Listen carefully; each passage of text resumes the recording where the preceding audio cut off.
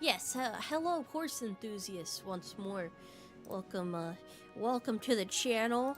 It's great to have you guys here today. It's stellar.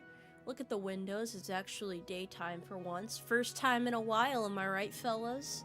I bet some of you guys haven't seen me in a bit because I've been streaming at the dead of night, which is very suboptimal, quite frankly, but it's been fun. But I do think that when I stream at night, I see like different people than I see during the day. So I think yeah, I really might just have it to where when I switch back to my normal schedule of daytime streams in like a week or so, I might stream late at night on the weekends still, so that the people in the other time zone can still attend streams. I don't know how well that would work for you guys though. I guess maybe it'd be more of like an experimental thing. I personally prefer to stream in the middle of the day, but night streams could be kind of fun too. It's a nice little burst of energy to keep me up for the next couple of hours when I should be sleeping. So, you know, depends on how you look at it, but it's pretty fun. I quite like it. What's the first thing I shall do on day one? I will use government funding to put a Tomoe statue in every major city. And I'll put like a shit ton of roundabouts too, so that you have to look at it when you're trying to go to work. And we're just gonna stagger a bunch of roundabouts close together to inconvenience people as much as possible. I think that would be a good idea. Honestly, everybody loves a good roundabout, am I right? Everybody loves it, so I think it would benefit this country. I don't know what I'll make the roundabouts out of, but we'll figure that out when we get there. I mean, honestly, most roundabout statues look incredibly crusty anyway, so you really can't go wrong with whatever you choose. It's not hard to beat that, is what I'm saying. What do I think of oil and gas? Well, we're getting rid of all cars when I become president and replacing them with horses, so I don't really think we'll need oil or gas anymore. I think that will solve a lot of our problems. The economy will be in a much better state, and overall, I think everyone's just gonna be a little bit happier for it. So, you know, I'm really stoked to see how these changes affect our country. Something that has been mentioned to me, you know, as I continue my campaign trail, you know, I'm getting a couple questions. Often asked, who is my VP? I've only had one volunteer for VP. Whiskey has volunteered to be my VP, and I know some of you are confused since she's not American, but like, I think it could still work, you know. I think we stand a pretty good chance together, especially because we are both fond of firearms, and everybody knows when your leaders have firearms, you're probably at least a little bit safer. I don't think that there's any logic behind that whatsoever, but guns are cool, so I'm gonna say it confidently, and if I say it confidently enough, you guys will probably believe me, because I'm a very convincing individual. So, yeah. I was also told, though, that I need to debate with somebody. Now, I don't like arguing, you know, I don't like to raise my voice, unless I absolutely need to, but, what am I supposed to debate about exactly? What is the point of a presidential debate, I should ask? Because I'm not really that politically savvy, so I don't know. Do you guys know? Like, off the top of your noggin, do you have any idea? Because I don't know if this is really going to be necessary. I mean, I've already pretty much won. What is there to debate? What do you want me to argue about? Are we going to argue about paper or plastic? Huh? Something about saving the sea turtles? I'll throw more plastic in the ocean, I don't care. They'll learn how to get around it. You know what it's like to not have those plastic rings around cans anymore? They used to be easier to carry inside. Now you have to haul boxes around. And for what? For the sea turtles? Really? I don't get it. Now there's probably more reasons than just the sea turtles, but I don't really agree with the, you know, moving away from plastic straws. So when I become president, plastic straws will make a resounding comeback. So carrots versus apples. That is a good debate right there. So, you know, A little bit of a heated subject. I'm personally fond of both. You know, I'm kind of partial to them. I got my carrot-themed tie here. Apples, you can't really go wrong with them, especially Honeycrisp. Real horse soldiers eat Honeycrisp apples. If this was a paid advertisement, man, that would be beautiful. But no, I am not being sponsored by the creators of Honeycrisp apples, aka the beautiful farmers out there. Thank you very much, farmers. Because, you know, farmers are the reason why we're able to occupy filler states like Wyoming. Otherwise, nobody would be there, so we owe it to our farmers. Thank you, farmers of America, for making this nation a little bit better. And thank you, the real Ryan Gosling, for resubscribing to the Tomoe Umari channel. Everyone, a round of applause. Wait, I need a golf clap. Hold on. Ow. Alright, a little too much enthusiasm, but you know what? Here in the Umarmy, every vote counts. Every vote counts. So I need you guys to help me rig the election so that we can get a conflated number. I think I used that word properly.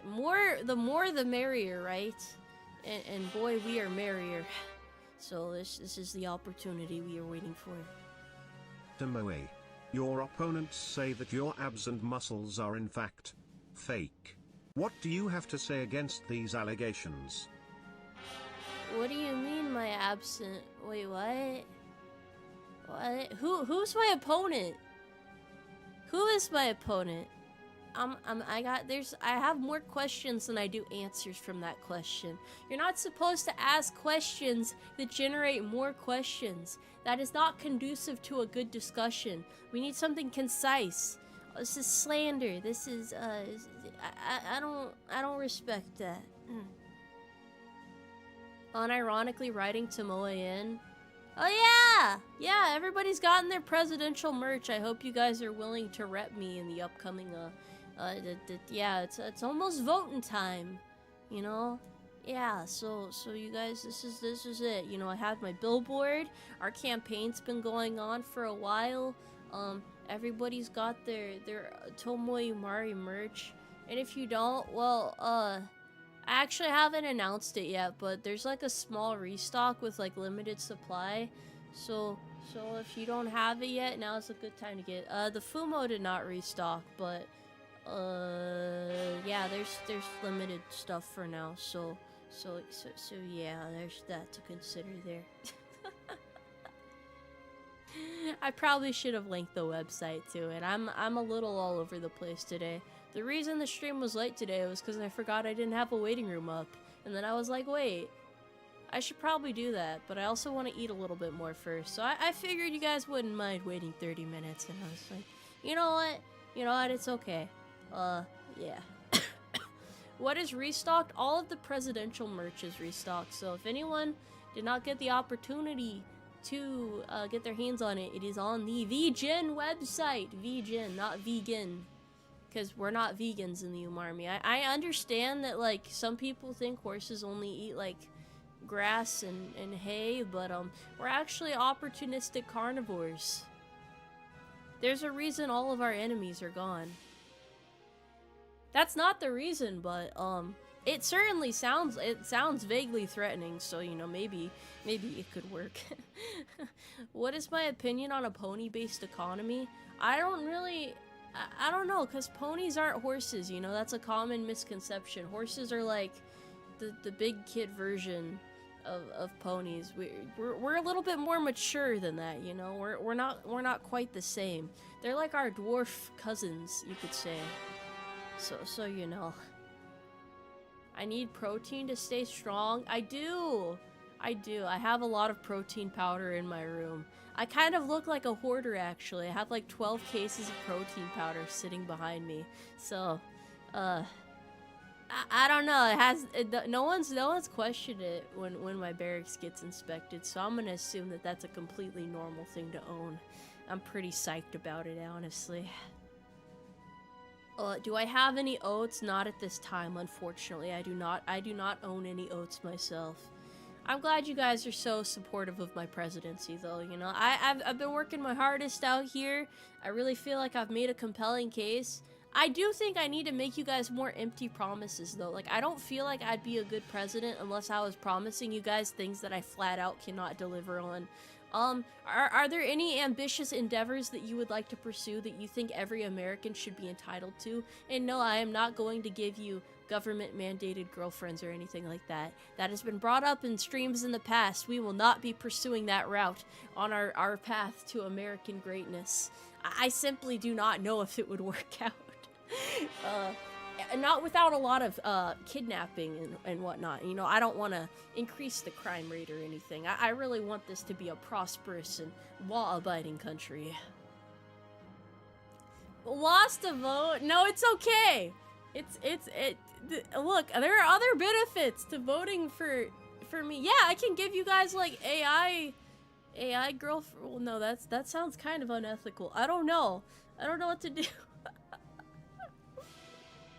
Yeah, government mandated tomboys, but they're like your childhood friends, and they help you with like chores and stuff. Like, they'll help you mow the lawn, and then they'll drop some NPC dialogue and like just leave. I don't know, they despawn.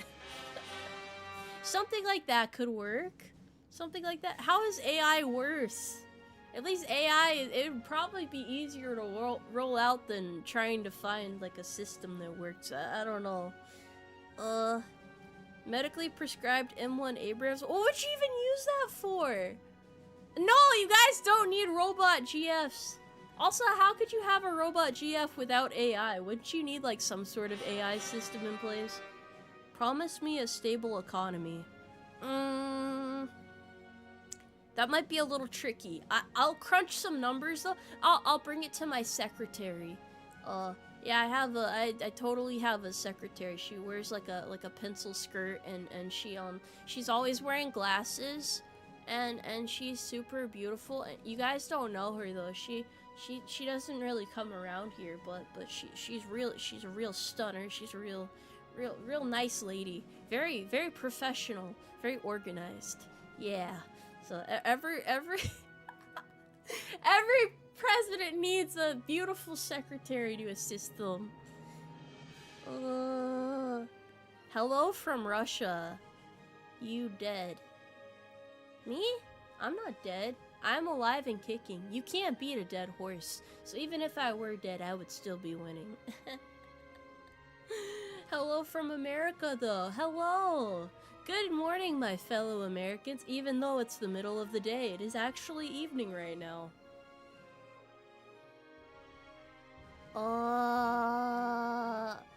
Wait, am I actually like digging up more allegations against me by saying I have a beautiful secretary? Am I gonna get canceled? Is this like my presidential scandal? Oh, I haven't actually reached that phase in my candidacy yet, right? I'm supposed to have people like bringing up these wild, wacky allegations, and it's like, oh, she did what now? Before she was president? What did she do? And then it's like a big like media thing, and then everybody's astonished. What do you guys think my big scandal could be? What would make me look good if I like covered it up smoothly? You know? Do I have a carrot button on my desk? I don't think so. I have the this sugar. There's, by the way, yes, I should probably clarify that powdery substance on the desk beside my coffee cup is sugar. So don't worry about it. Will Americans finally replace imperial system with metric? No. Oh, wait. Whichever one is used in the US is the right one. I can't remember what it's called, but that's gonna be the universal one. We will start taking over countries just to impose our values upon them, because that is the American way.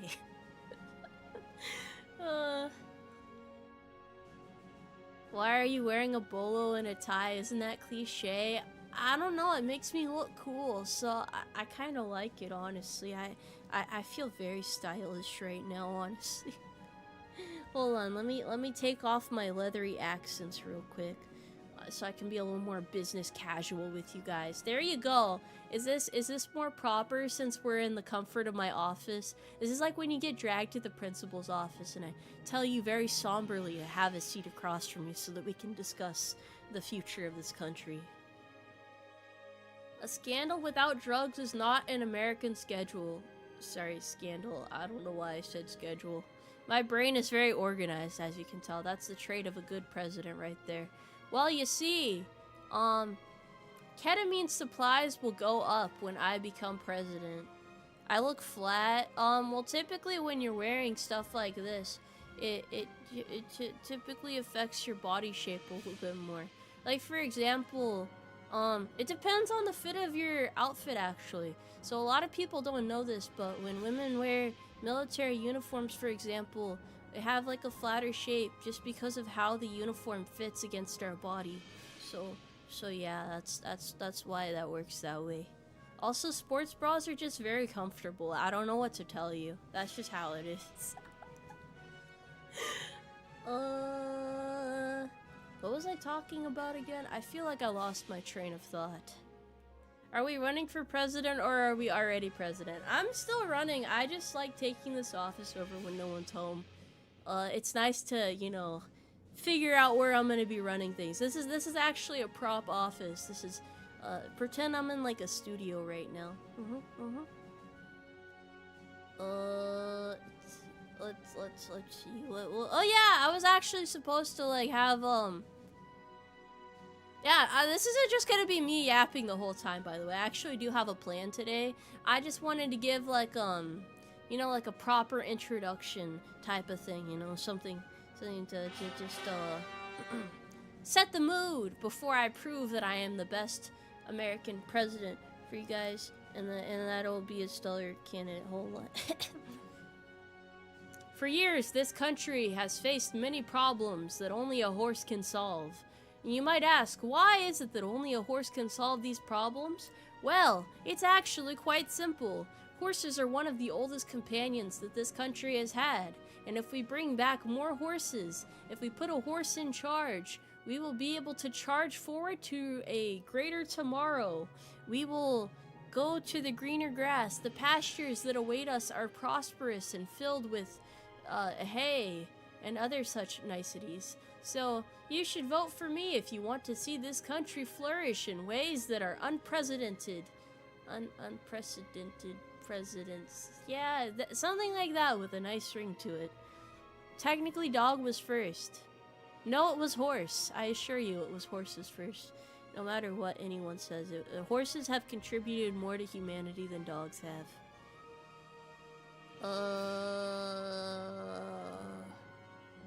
You know, I just kind of, well, I'm glad that I can show you guys what a professional I am.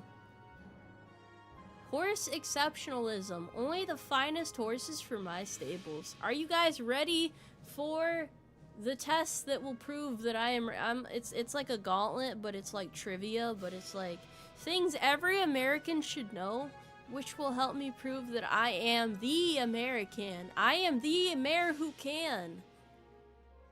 Yeah. I'm excited for this. I'm stoked. I'm ready to go. Let's get into this. Let's yeah. Okay, hold on.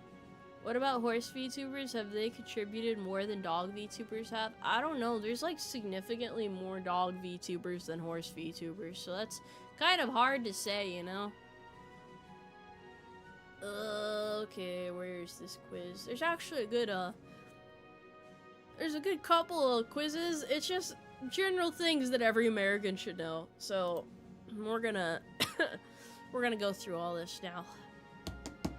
Are you guys ready? Yes, you are. Hold on. We're gonna learn together today. And if you think you already know, no you don't. Okie dokie. Okie dokie, here we are. Hold on, let me make sure I have this set up properly. So the first is just proving that I have good knowledge of all of the states in the US. I'm sure this will go great. What could go wrong? I don't know if I want a timer on, but I don't think it's up to me. Let's figure this out together.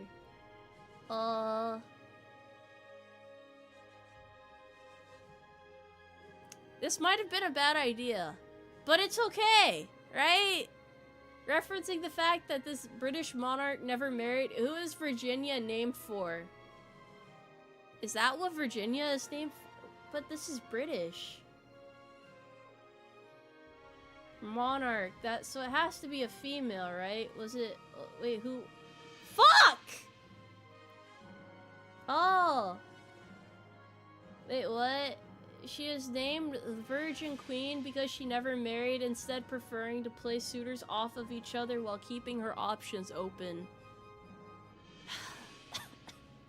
What the hell? Why?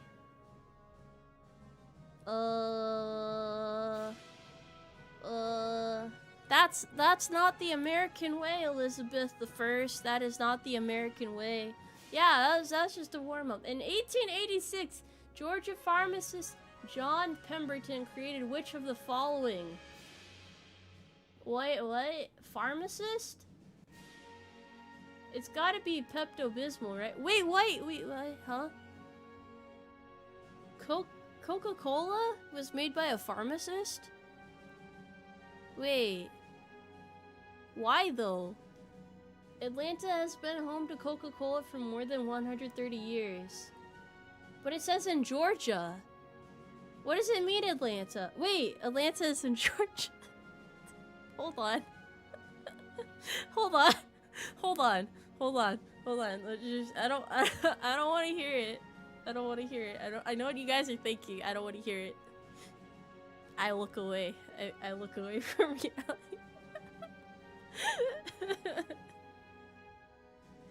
I'm sorry. I'm sorry. During its first year, sales of the beverage averaged 9 drinks a day. That's astonishing. That's very good. That's very good. You know, I'm more of a Dr. Pepper person anyway. So, you know, I know the USA. I do. This is only the first 2 questions out of 50, okay? It's all right. We're gonna figure this out. Don't worry about it. Let's roll on to the next. Instead of counties like most of the other states have, Louisiana's 64 subdivisions are called what? Why don't they have counties? Did anyone know this? I say borough. I mean, it sounds like, you know, you dig underground to like protect the use of parish. It's like perishables, but spelled differently. The use of parish to describe administrative divisions in Louisiana dates back to 1769, when the area was ruled by the Spanish. I didn't know that the Spanish used to own Louisiana. Huh. You know, 3 for 3, well, 0 for 3 right now is not looking good. Boroughs are in New York. What does borough mean, though? What does it mean? I don't know why I thought that. That's just what my brain jumped to, because I've never heard of a parish before. A small area. Let's all go to Borough together. Doesn't that sound like a fun place to live? I think that would be rather stellar. Which of these holidays began in Nebraska as a way to help settlers? Arbor Day! 'Cause it's trees! I could tell it had to be trees. If it's helping settlers, it has to be trees. I don't know what Arbor Day is actually for, though. I don't know what the purpose of it. I finally got a question right, though. To help prevent soil erosion and provide fuel and building materials, Nebraska newspaper editor J. Sterling Morton first suggested a tree planting holiday in 1872. Ow. More than 1 million trees were planted in Nebraska during the first Arbor Day. In 1885, Arbor Day became an official Nebraska state holiday and is now celebrated in all 50 U.S. states. I did not know we planted trees together. That's beautiful. That's how you know, Europeans could not fathom getting together with the bros and planting trees. Stop coughing. I'm sorry. I'll try. I'll drink more water. Maybe that'll help. I'm still a little bit hoarse, that's all. Oh, oh. Well, as you guys can see, I have 500 points now, so I can't see this going any way but up. What late night television personality lobbied on air for the mayor of Indianapolis to rename Indiana's I-465 highway after him? How is this a fun fact? You self-centered asshole.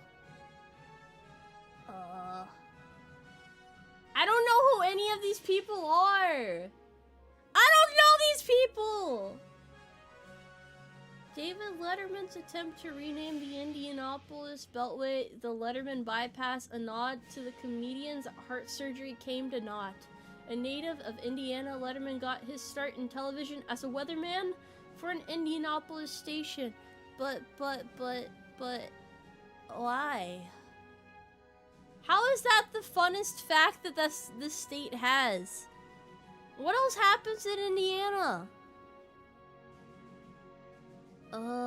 Yeah, I don't remember late night TV though. I never watched late night TV. I didn't have that phase. Nestled between the Mississippi and Ohio rivers, southern Illinois has what nickname? Little Egypt? I mean, if it's between two rivers, you would assume, you know. Just like, I may not be the wisest horse, but I have deduction skills like you would not fathom.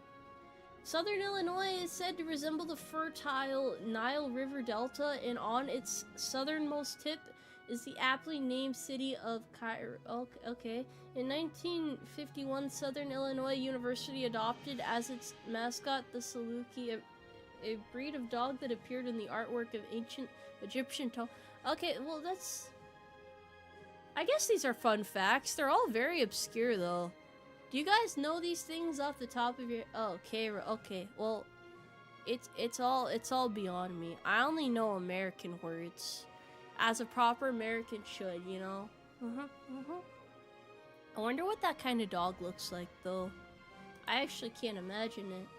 Wisconsin restaurants are legally prohibited from serving which of the following list specifically requested? Not high fructose corn syrup? I guess you kind of need that in the modern day, right? Like, I can't imagine how our bread would taste if it didn't have high fructose corn syrup in it. You gotta put it in everything. Margarine is, Wait, okay, so Wisconsin is serious about its dairy. That's true. From 1895 to 1967, to help the local butter manufacturers, the sale of colored margarine, which is naturally an unappetizing white color, was banned in Wisconsin. What's wrong with having white butter? Is butter not white? Is it supposed to be yellow? Does it matter? Cause like when you get a stick of butter, it's like white, right? Isn't it? Right? Am I not remembering this properly? Well, margarine is no longer a controlled substance. Very strange way to describe it. A Wisconsin restaurant owner trying to pass it off as butter could be subject to a fine of up to $500 and jail time of up to 3 months. Can you imagine if that's what you got thrown in the slammer for? How do you explain that to the other inmates? How do you explain that to your family? I don't know. I don't know if I'd be willing to have that talk with my relatives. I think I would just drop off the map for 3 months. Probably the best move, honestly. The Oklahoma State Capitol is unique because it is the only capital that has which of the following features? Oklahoma? That's between Kansas and Texas. They don't have boat harbors, there's no way. Maybe oil wells. I feel like other states have sheep farms. I know that it's not dry enough for cactus. So, oil makes sense given that part of the US, in my humble opinion. The Oklahoma State Capitol sits atop the Oklahoma City oil field and is surrounded by working oil rigs. One was drilled into the middle of a flower bed and is referred to as Petunia Number 1. Well, That's alright. I don't know anyone that lives in Oklahoma because their house probably got destroyed by a tornado.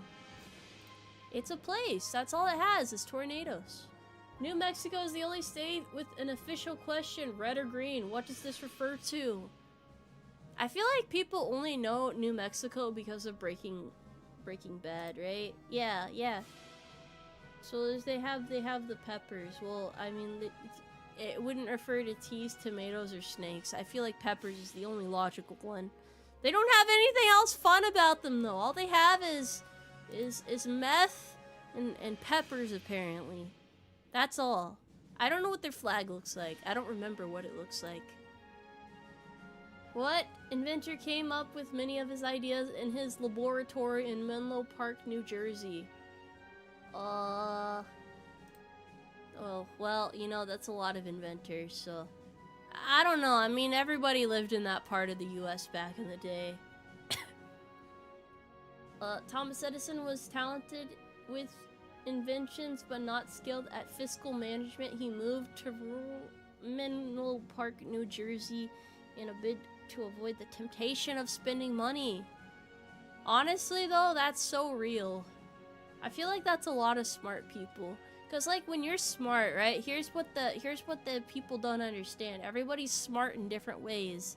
There's like different parts of your brain doing different things. So maybe someone's like super wise and stuff, you know, great inventing abilities, but they're really bad with money.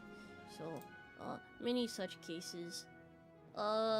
Producing more than 2.5 million gallons in 2022, Vermont is the nation's leading source of which of the following?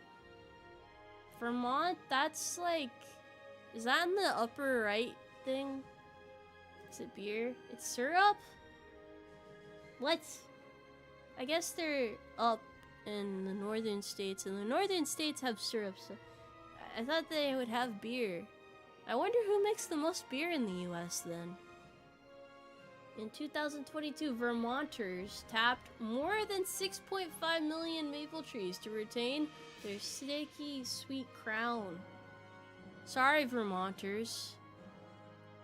This was the easiest one. I, like most Americans, am not really familiar with what happens in the upper right corner of the United States because I do not live in the upper right corner of the United States.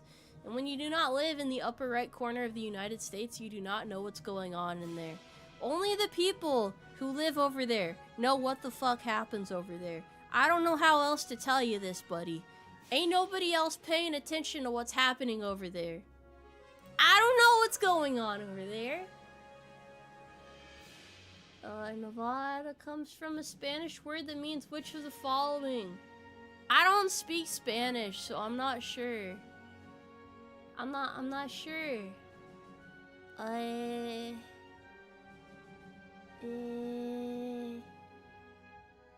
Yeah! Ah! It seemed like silver was the right option. I'm sorry for having a mental breakdown. I lost myself for a moment there. The snowy name comes from the snow-capped peaks of the Sierra Nevada mountains along its western border. I pretend not to see it. This is educational, but it's also soul-crushing in a sense, you know? Yeah, I think Duolingo would have saved me here. A term linked to a discovery made using gold. Which of these words is California's state motto? Huzzah! Excelsior! Voila! Eureka! That sounds more gold-like to me. Although the other ones are kind of funny in their own way. After making an important discovery about gold's water displacement, the ancient Greek scientists oh fuck, I can't pronounce that. Supposedly shouted Eureka! I have found it upon figuring out how to determine the volume of gold in a crown. California adopted the phrase as its state motto amid the 19th century gold rush. Very cool, very nice. Well, there you go, California. Why do you guys understand how to pronounce Greek words? What do you know that I don't? aside from an understanding of how words work. North Dakota is nicknamed the Rough Rider State because which U.S. president ran a cattle ranch there? Well, I think George Washington was like on the right side of the U.S. Maybe, oh fuck, okay. Well, sorry, Theodore Roosevelt. Yeah. This is making me depressed. This is so depressing! You should know this. I should know a lot of things, but I wouldn't be a proper American if I knew all the things that I should know. So this is rough. This is not my finest hour. Before he was the leader of the Rough Riders in the 26th U.S. Oh wait, okay, now I just realized what logic that makes. I really should have known that, actually. I don't think I read the whole question properly. Huh.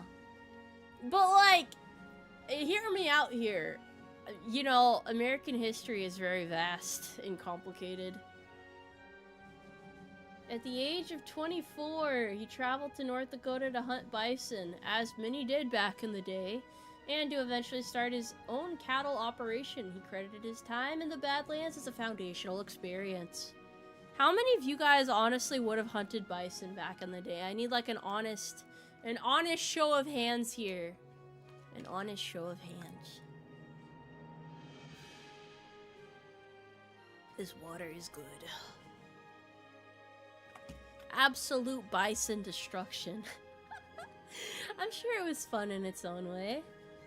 I'm sure it was a good time. The village of North Tarrytown, New York, renamed itself Sleepy Hollow in honor of what local author? No? I don't know. I only know the bottom two authors, to be honest. Author of the short story, The Legend of Sleepy Hollow, Washington Irving spent most of his life in New York's Tarrytown. I didn't know that they could just rename towns that casually.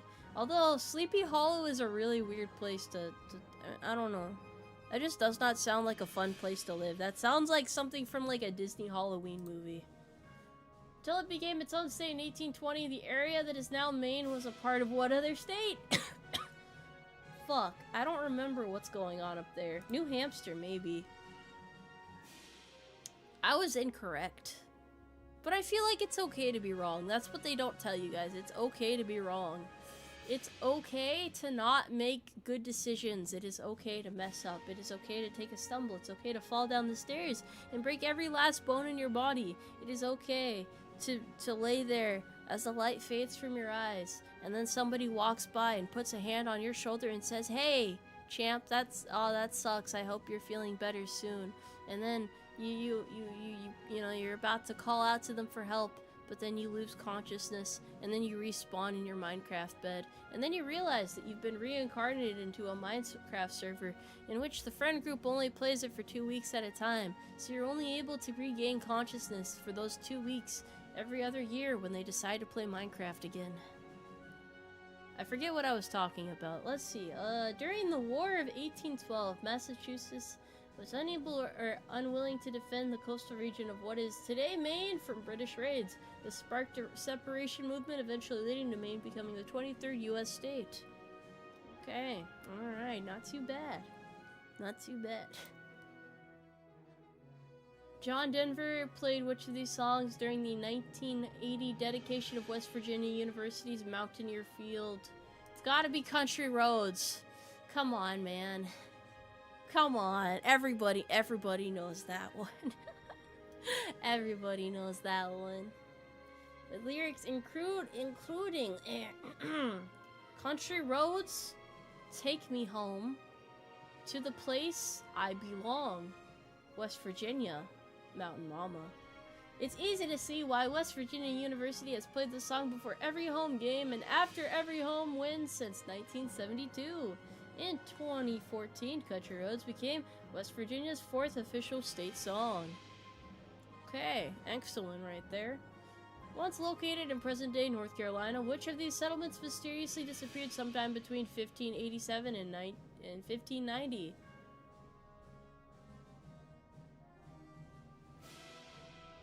I don't know anything about North Carolina. They have barbecue there, right? Oh, New Haven. I thought it would have been ironic, you know, a place called New Haven vanishing back then. Wait, what is this? Roanoke? Wait, what? That sounded really unfamiliar, so maybe I should have known that. Hoping to establish the first permanent English colony in the Americas, Sir Walter Raleigh sent a group of 150 settlers, led by John White, to North Carolina's Roanoke Island. In 1587, White sailed back to England for supplies. When he returned in 1590, he found all the settlers gone, and the mysterious word Croatoan carved into a tree. What do you guys think happened? What are your speculations? What do you think they did to him? What? No, that's not. It's not the Croatian. Oh, it's aliens. Is it aliens? Could it have been?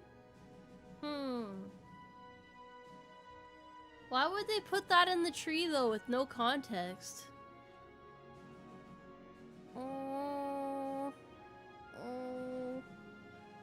1587 though, that's so long ago. The gnomes got him. Okay. Had a natural. Wait, there's Supernatural had an episode on it. I feel like I need to investigate this later. That sounds interesting. I mean, it's very strange, but interesting. Tennessee residence of which person is reportedly second only to the White House is the most visited home in the United States. I don't know who the guy in the bottom left is.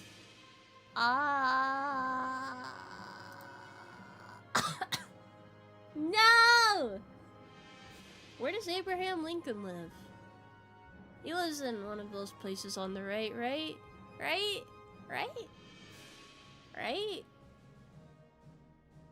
Elvis Presley's Graceland property attracts 650,000 visitors annually, with more than 20 million paying customers since it opened to the public in 1982.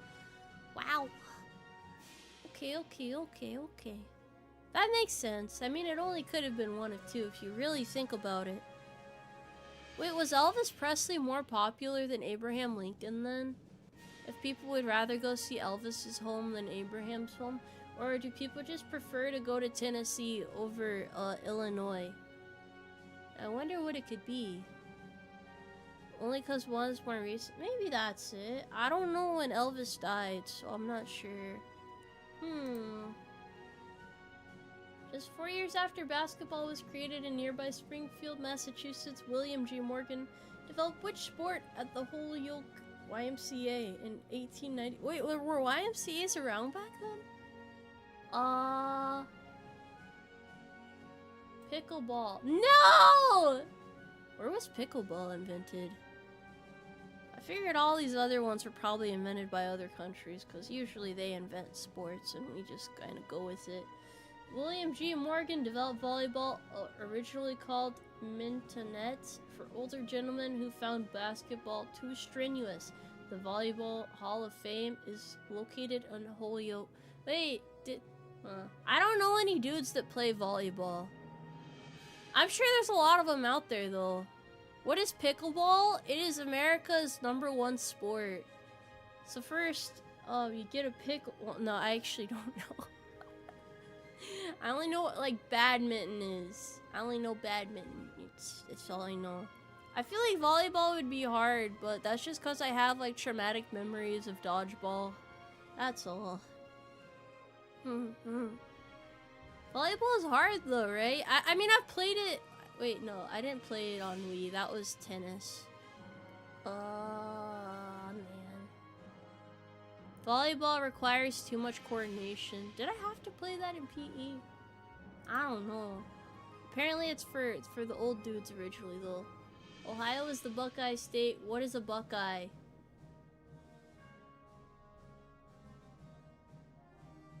It's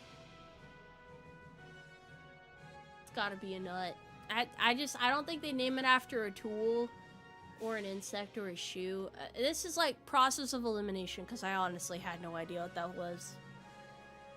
The buckeye tree produces a round nut that is mostly dark brown with a small light spot near its center. This nut is said to resemble a deer's, or more specifically a buck's eye. During William Henry Harrison's presidency campaign, Ohio supporters carved souvenirs from buckeyes, helping link their state to the buckeye. I've never heard of that before, though. I don't know what comes out of Ohio, except for, like, a bunch of, like, wild, wacky stuff. I've never heard about this before, though. It became candy? You can eat them? Oh, okay, so I have a question, actually. So, when you guys visited your grandparents when you were a youngster, did they ever have, like, a bowl of, like, walnuts or something like that you needed, like, a nutcracker to open? But, like, for the longest time, you didn't know how to actually open them, so you just, like, looked at them, like, they felt more decorative, but then when you actually got the chance to eat them, you were kind of disappointed that the flavor wasn't really what you thought it would be, because honestly, nobody really eats just walnuts on their own. They don't really have, like, a lot of flavor. They're very earthy, but I don't know, I just wanted to know who else has had this experience. I just, like, dug that up from the depths of my mind. I was always so confused. They also always had those strawberry bonbons, you know, the ones that's in like that strawberry wrapper, like the little hard candies. Those were really good too. Those were really good. I know you guys know what that one is. That's iconic right there. I miss seeing that around, honestly. Those are so good. It's like, I don't know where they went, but we need more of those. Butterscotch too, and those like little green mints. I know they're not peppermint. I think they're spearmint. I think that's what they're called. But yeah, the little green mints, and then the strawberry bonbons, and then occasionally there was like bowls of walnuts and stuff like that. All the classics, you know, all the classics. I don't know how I got off on that tangent. Nearly 6 times the height of the heads on Mount Rushmore. 563-foot tall likeness of what Native American is currently being carved in South Dakota.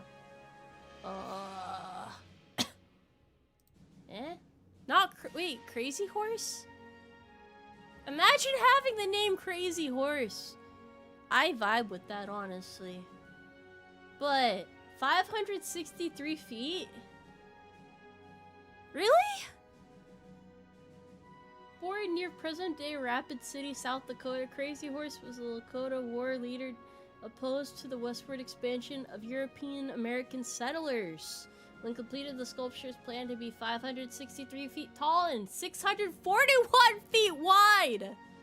What?! Why are they making something that big? Holy cow. That's dedication. I wonder how many workers that would take. I am a crazy... Wait, I'm not a crazy horse. Nuh-uh.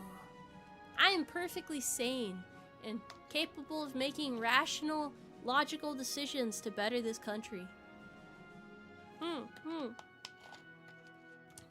Still under construction? I feel it, honestly. Originally making black gunpowder, what company was founded by French immigrants in Delaware in 1802? It's gotta be John Deere. I love John Deere so much. That's sad. DuPont? Wait, that makes sense. That sounds French. But John Deere is superior, let's be honest. During a hunting trip, French immigrant E.I. DuPont. How do you pronounce that name? I bet none of you guys know how to pronounce that name. That is intensely French. That is aggressively, violently French. Look at that! Look at all the funny marks above it. I don't even... What are those marks called? Accent marks? I don't know. Sorry, I gotta rub my eye. Okay, there. Vision restored. Yeah, that's a lot right there. He found the quality of American black gunpowder lacking, began producing his own along the Brandywine River in Delaware. Delaware. I don't know why he said Delaware. DuPont. DuPont. DuPont. Pawn. Why does it sound so goofy? Very large and powerful family even to this day. Are they still aggressively French? Borrowing from a song title, one of the bridges in Lilland, Mississippi was named Rainbow Connection to honor what person? Mario! No, probably not.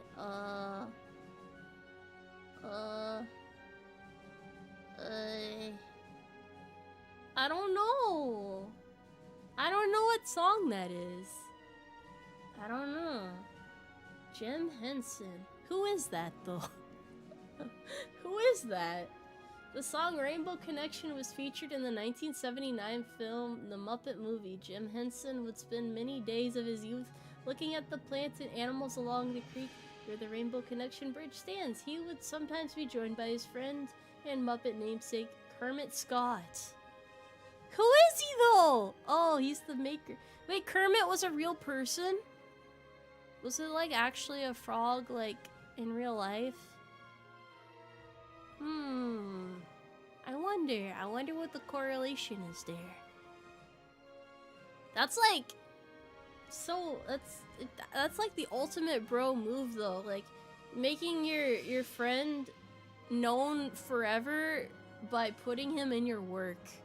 You know? That's like, that's gotta be, isn't that kind of cool, in a way? Like, it's, I don't know. That's respectable. I like that. Because its spongy wood repelled British cannonballs during the American Revolutionary War, which of the following was named South Carolina's state tree? The redwoods in, like, California-ish. Elm spruce. They have a gun place there. I think that's why I know that. American patriots won their first naval battle against British forces at South Carolina's Sullivan Island, thanks in part to the palmetto tree's ability to absorb cannon fire. How does that work, though? What are the properties of that tree? The palmetto tree now adorns the South Carolina flag and state seal. That's straight A's in patriotism, and that's the most important part of any education, and that A in your grade stands for America! Exactly! I am American maxing still. This is it. Squish is the property? How are you gonna punch down trees at this rate? Minecraft would never add this tree. Which of these conflicts took place in what is now Montana?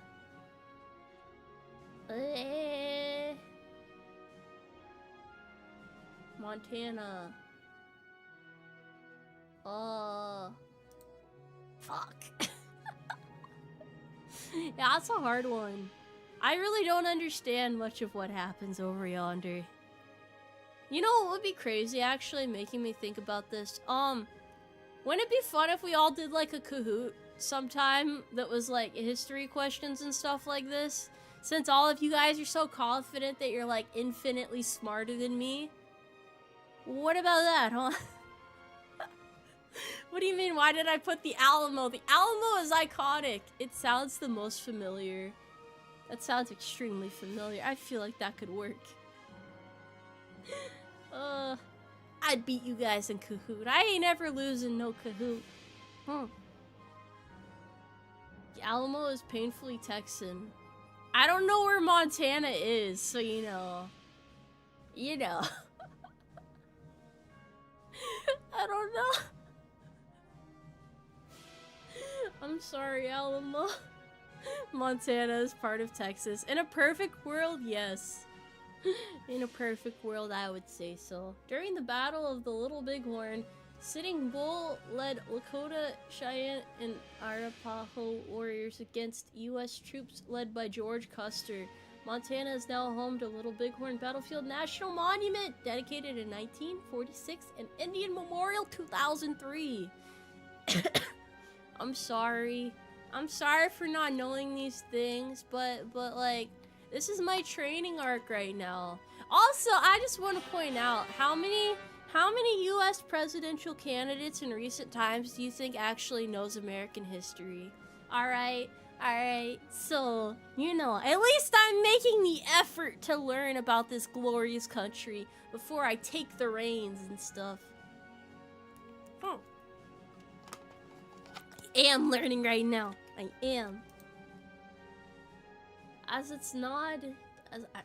nod to its Pennsylvania roots, the label of which of these products is shaped like a keystone. A keystone. Is it the tortilla chips? What is a keystone? What is a keystone? Heinz. The H.G. Heinz Company was founded in 1869 in Sharpsburg, Pennsylvania, originally selling horseradish. They added tomato ketchup, catsup to the lineup in 1876. Heinz's use of keystone-shaped label references Pennsylvania's nickname the Keystone State.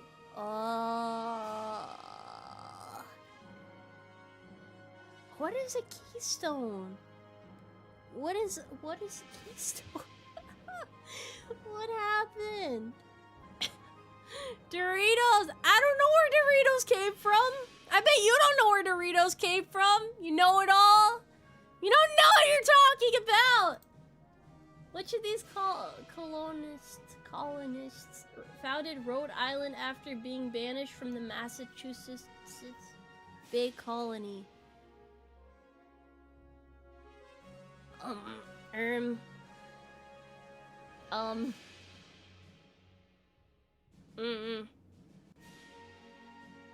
That was the most generic name on the list! I thought that had to be it. I mean, look at it, John Smith. I bet a John Smith did a lot in history. You can't go wrong with the John Smith. Roger Williams was driven from Massachusetts.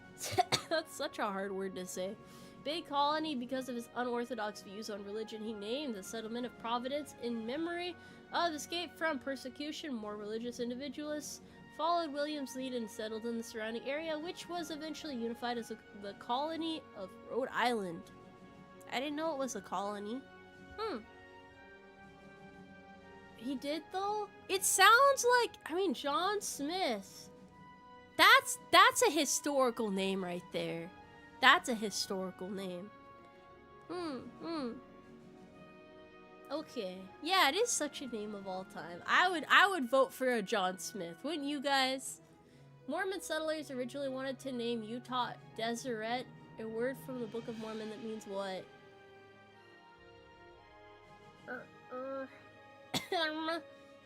Coyote? Honeybee. Does Utah have honeybees? The industrious honeybee, working tirelessly for its group and not for itself, is an important symbol for the Mormon religion in the state of Utah. Utah is known as the Beehive State! Well, that answers that. It has a picture of a beehive on its state flag, and its Capitol steps are adorned with a large beehive statue. You know that guy from, like, the Honey Nut Cheerios commercial?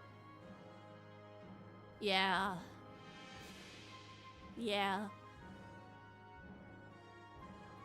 I refuse to elaborate. I feel like he'd belong there, though.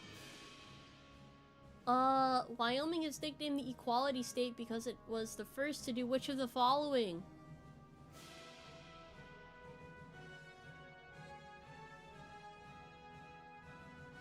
Wyoming is a filler state, so I don't know. Women could vote there, though. Yeah, that makes sense! That makes sense. I have a question, actually. So, when women were first made when they were first allowed to vote, is that when they were also allowed to become president, or were they not, like, legally allowed to become president till later? Because I don't know if they'd make that happen in the same year. That would be, like, moving really fast, you know? So I don't know. The territory of Wyoming passed a law on December 10th, 1869, allowing women the right to vote when Wyoming became a state. In 1890, it was the first state to allow women's suffrage. Okay. That makes sense. I don't know. If anyone knows that, technically they could become president before they could vote. Really?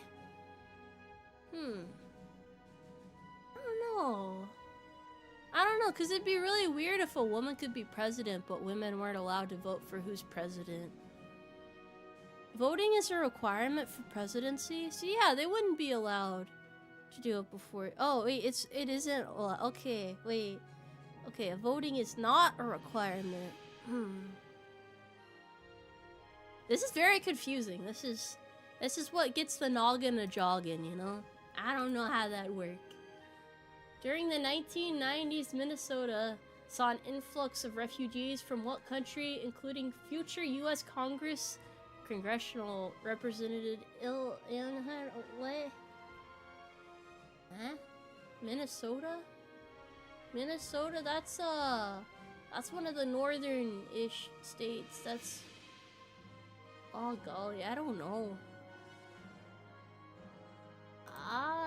Okay, well, I definitely didn't know that one. Somalia. Minnesota has the highest population of people with Somali ancestry in any U.S. state. Omar fled Mogadishu when she was 12 years old and settled in Minnesota some 3 years later. Minnesota. Is that one of the places people talk funny? Is that one of those places? I'm pretty sure it is, right? I'm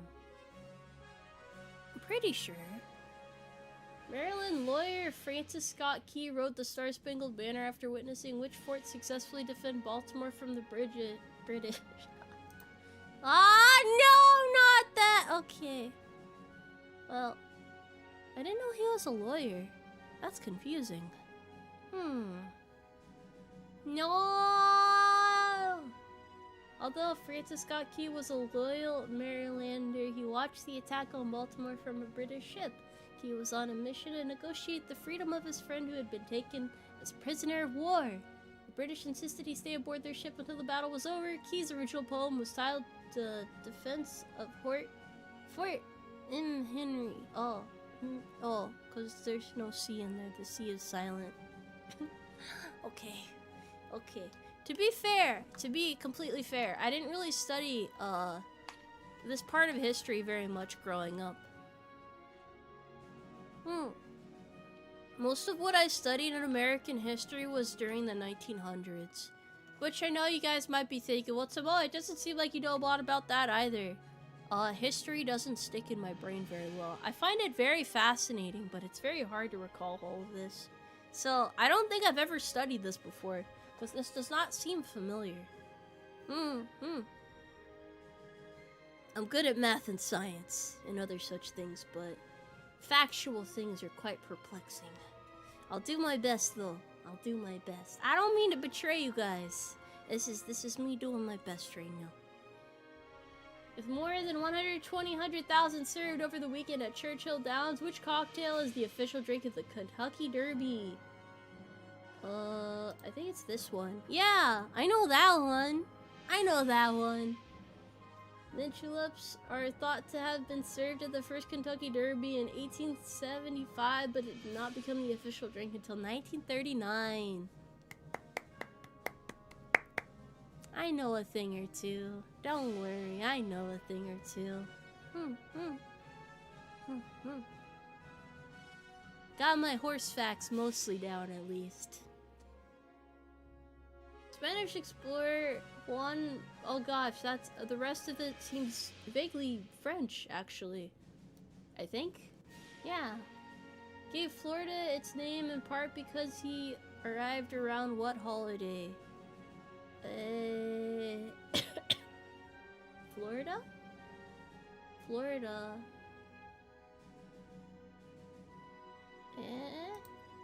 Easter.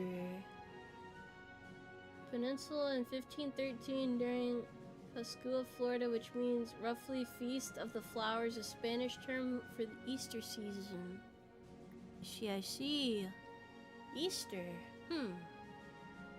My brain doesn't think about Easter that much. I don't feel like Easter is as celebrated in the last couple of years as it used to be. Maybe that's just me living on a military base, though. I just don't see anything about Easter anymore. It feels like it goes by incredibly quickly. Yeah, I guess Easter doesn't have any songs. That's a good point. Which of the following is the official state neckwear of Arizona? I feel like it's gotta be, like, yeah, probably the bolo tie. Bolo ties are awesome. You can't go wrong with a good bolo tie. I don't know what an ascot is. It sounds familiar, though. I know I've seen that word before, I just cannot envision what it is.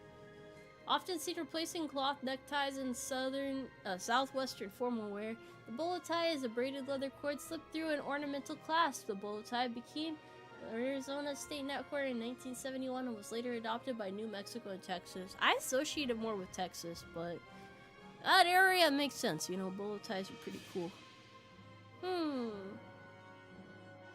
Oh, it's the handkerchief scarf thingy. Okay, that's okay.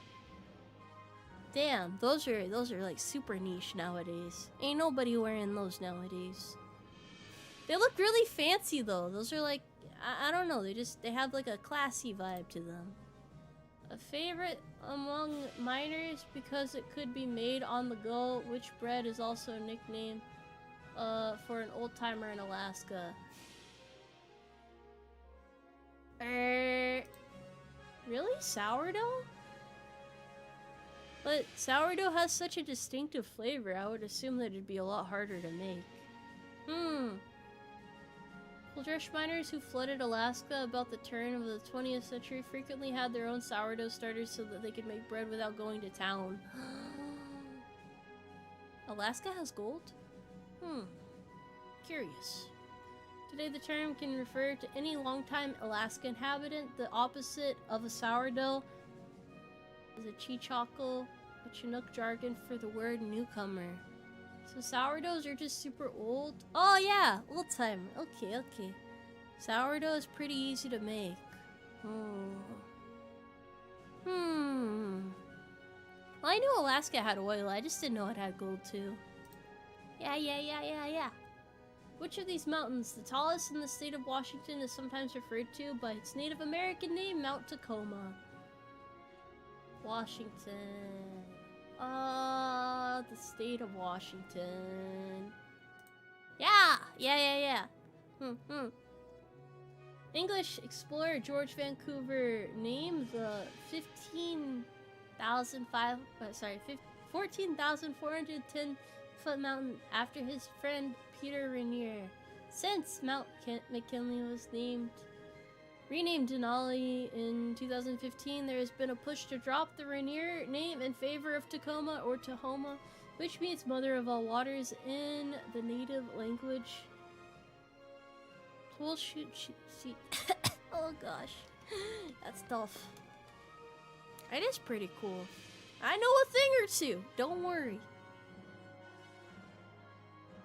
It's not completely over yet. It's not completely hopeless. The first U.S. circulating coin to include Braille Alabama state quarter features a likeliness to what person? Is it her? Yeah, that makes sense. Born in Tuscumbia, Alabama in 1880, Helen Keller experienced being blind and deaf because of a childhood illness. Despite these setbacks, she learned to read and speak and became an advocate for people with disabilities. Now we're getting somewhere. I didn't know that was... I did not know that their coin had Braille on it, though. That's a news flash to me. Missouri is frequently referred to by what nickname? Misery.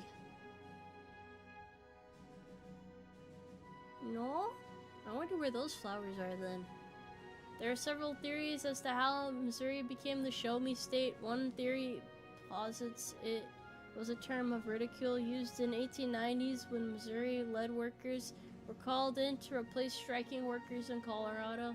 The replacements were unfamiliar with Colorado mining ways, leaving bosses to say, that man is from Missouri, you'll have to show him. Ain't nobody know that, though. I don't even know where that state is. It's somewhere over yonder. Michigan was awarded its Upper Peninsula after conceding its claim on what town?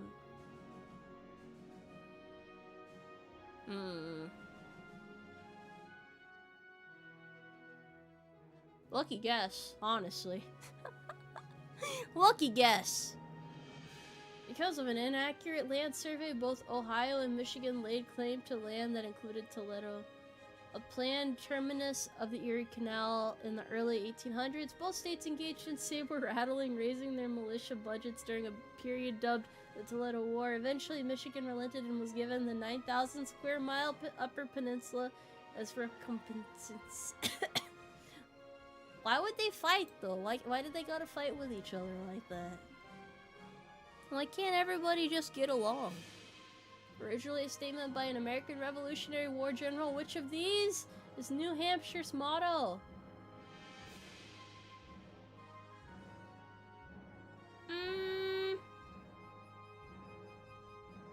Live free or die. North to the future sounds cooler. I feel like that's a really iconic slogan, you know? General John Stark of Londonderry, New Hampshire, fought at the Battle of Bunker Hill, Bennington, and Saratoga. Stark declined an invitation to an anniversary celebration of the Battle of Bennington, but sent a toast: live free or die, death is not the worst of evils. Alrighty, fair enough. Name for a part of the state's history which of the following opened its first amusement park in Texas in 1961.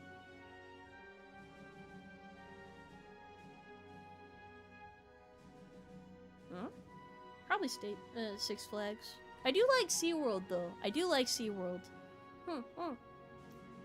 Six Flags refers to the 6 sovereign nations that Texas has been part of: Spain, France, Mexico, the Republic of Texas, the Confederate States of America, and the United States of America. Man, I love Six Flags. Even though I've never been before, I really want to go. I want amusement in my life, too. I feel like it'd be a great time, honestly. Texas trivia goes crazy. Hawaiians eat more of which of these foods per capita than any other state, consuming some 7 million cans a year?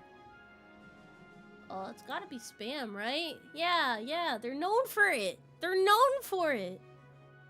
Spam debuted in 1937. How many people do you guys think showed up to Spam's debut? If you knew there was a Spam VTuber, would you watch them? That sounds terrible, honestly. I don't know about that one. It made its way to the Hawaiian Islands during World War II.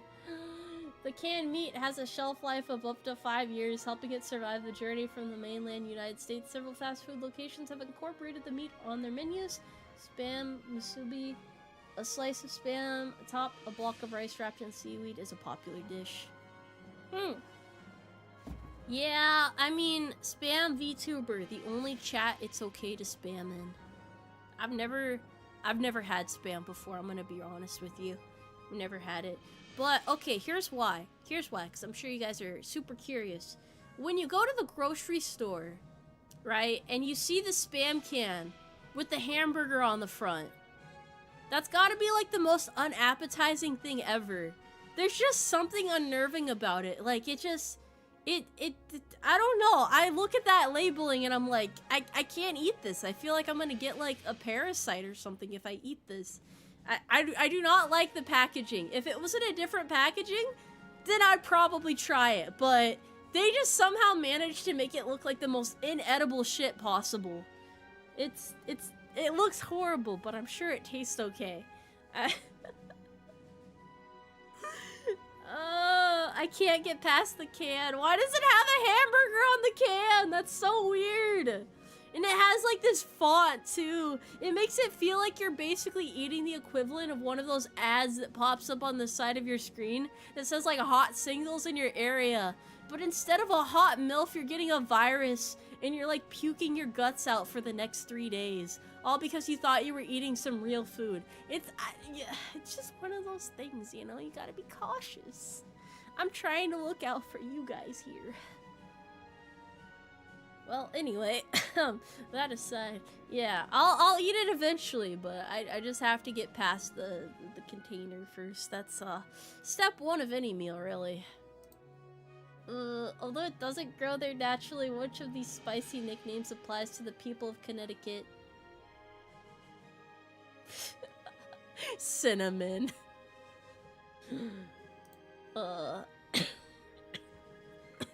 Sorry, I got a little too passionate there. Big dills. That's funny. Salon Bros. Someone had fun coming up with these. The origin of Connecticut's unofficial nickname, the Nutmeg State, is disputed. One theory is the crafty Connecticut nutmeg sellers would sometimes pass off fake wooden nutmegs onto their unsuspecting customers. What?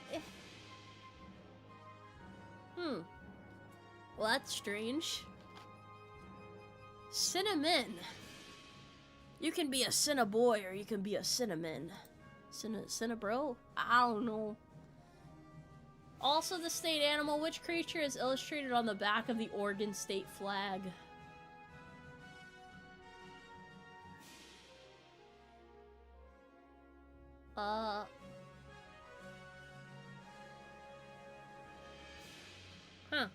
Well, I knew they had something over there. I feel like moose is further north. I don't know if they have a lot of bears. I think bears is, California, right? That's that state flag. B is apparently, well, I already can't remember what state the bee belongs to. Process of elimination. Oregon has earned the nickname the Beaver State because the large rodents were abundant in the state's many streams and beaver fur became a valuable resource for early settlers of the state. The picture of a beaver... God damn, I'm dying. On the back of Oregon state flag make it the only U.S. flag with two different sides. It has two sides?! Really? Really? I actually didn't know that. Responsible for 40% of the nation's production of this crop, Arkansas is the United States' leading grower of what? Tobacco? Rice? Eh? $1 billion industry for the state is Arkansas's production of about 200 million bushels of rice a year. Rice fields are so interesting though, because they're flooded, right? You gotta like flood it to grow rice. I don't think I've ever been through Arkansas before. I ain't ever seen a rice field in person. But I guess if they're putting them all there, that kind of makes sense. Have you ever seen a rice field? If you live there, they gotta put them somewhere, right? Arkansas. Arkansas. That's a complicated word. I bet non-native English speakers hate that. I think it took me a while to figure that word out. It's just one of those funny words, you know? Among the inventions Idaho claims as its own is the ski chairlift, which debuted in which of these resort areas? What kind of name is Sugarloaf? Sun Valley sounds nice. I'm gonna assume that's the only one that sounds like an actual resort area. The Union Pacific Railroad built up Sun Valley as a ski destination in 1936 to promote the use of its passenger trains. Union Pacific engineer James Curran invented the novel way of transporting skiers, but he never skied either before or after inventing the ski chairlift. Now that's an American right there. Making something to make money, but never making use of it. But ensuring that, you know, you make profit from it and assuring the public that it's very useful. Kansas is sometimes called the Jayhawker State. Which of the following describes a Jayhawker? Is that a bird? What? It's not a bird? It sounds like a bird because it has hawk in it. Jayhawks are fictional birds reputed to be highly aggressive. In the 1850s, a deadly conflict called Bleeding Kansas saw abolitionists and pro-slavery forces repeatedly clash over whether the territory would be a free state. Some of the vicious free state fighters who had a reputation for a constant looting and burning down entire towns were called Jayhawkers. Okay, well, I don't think you should burn towns down. That's a little bit extreme, but alright. Well, yeah, it does sound like a type of bird. Well, I guess that's what's happening in Kansas, if anyone's curious. It's usually one of those states you just drive through. The opening lines of America the Beautiful were written by Massachusetts teacher visiting Colorado while atop what mountain?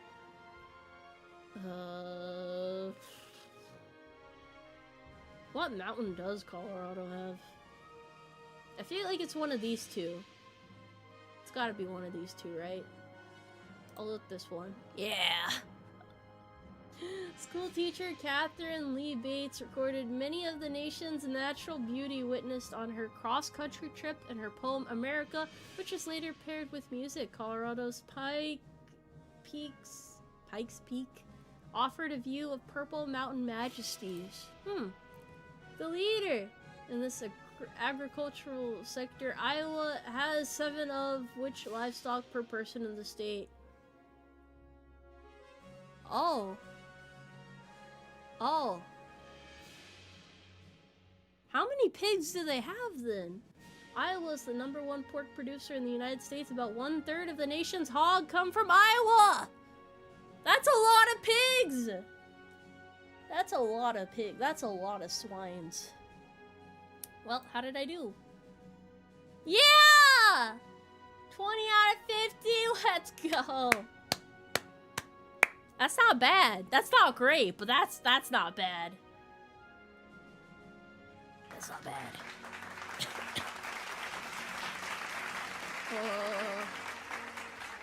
It's better than I thought. We have more tests, though. There are other ways of knowing whether or not I'll be a good president than just this, okay? I came prepared.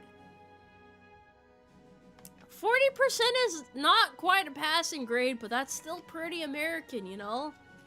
That's still pretty American. It's not bad. I feel like I should drop this next quiz in chat, and, you know, well, I'll do that with one of them at least. I have to face off against you guys with one of these. This is gonna be an interactive experience. I'm sorry for clapping so loudly. Is that better? That should be better.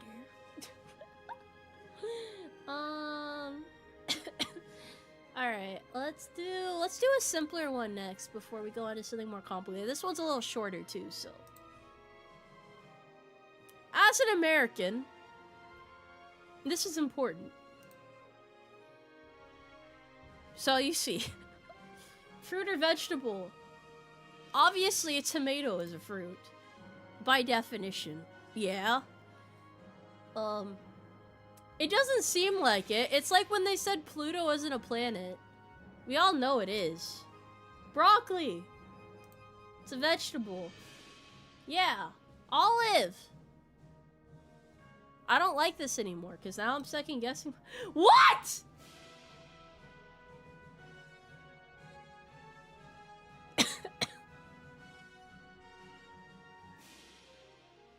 What? Did you guys know that? What? What? How? What? What? Why is growing on a tree make it a fruit? Huh? Olives contain stones, and within those stones are seeds, making the olive botanically a fruit similar to a peach or a plum. This is very emotionally distressing. Okay. Onion! Okay, I was gonna lose it. I actually would have had, like, an existential crisis if they told me an onion was a fruit. It's a member of the bulb family. Excellent. Okay. Well, I have to second guess that. That's a root vegetable. Nice try. Pumpkin. It grows on a vine. Is it a fruit? Okay. Okay. Cause like it's like a watermelon, right? So we're gonna start using really stupid logic for the rest of these. Apparently a pumpkin is a fruit. Cause it's like a watermelon. We know watermelons are fruits. So logically speaking, a pumpkin has to be one as well. So they're seed-filled fruits. They are berries! Allegedly berries. Asparagus. Vegetable. It's a vegetable that has been highly prized since ancient Roman times. That's interesting. That's interesting, actually.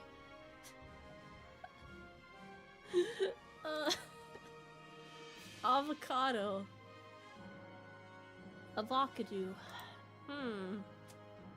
Is that a fruit? Oh, it's a large berry with a large woody seed in the center. I'm doing so much better at this one, guys. Imagine if this was the other quiz. This is going well. Brussels sprouts? Yeah. Cucumber? Huh? What? What? They contain tiny seeds. They are fruits in the same family as watermelons and cantaloupes. No shit, really? Why is seeds? Oh, this has got to be a fruit, right? Because it has seeds in it. The nightshade family includes some poisonous plants. Wait, it's in the nightshade family? Huh? Some species produce widely eaten fruits such as peppers and tomatoes. Artichoke. Okay. Carrot.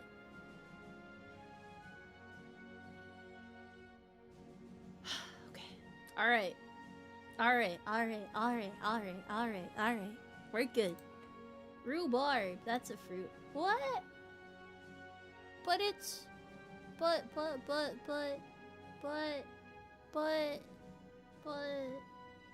it's huh? Oh. Okra. Veggie? Fruit. I haven't seen an okra in so long. I don't remember what that one is. Sweet tater. Hazelnut?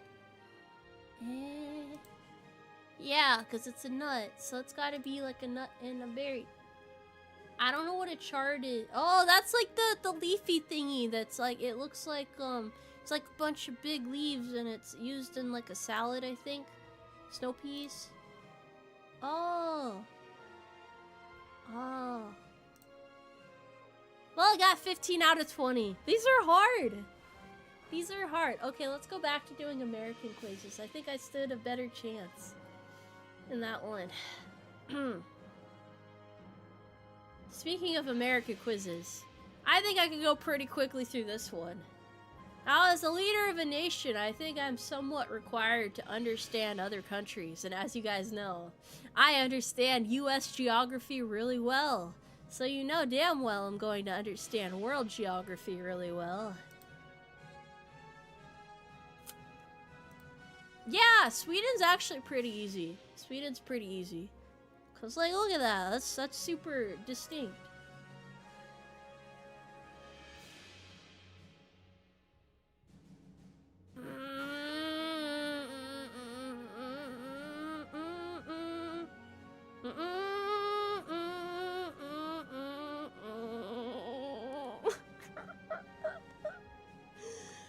Why?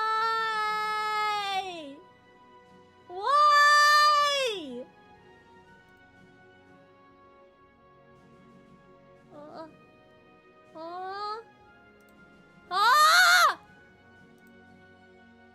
What? Sorry, I didn't mean to scream. This is quite old-timey.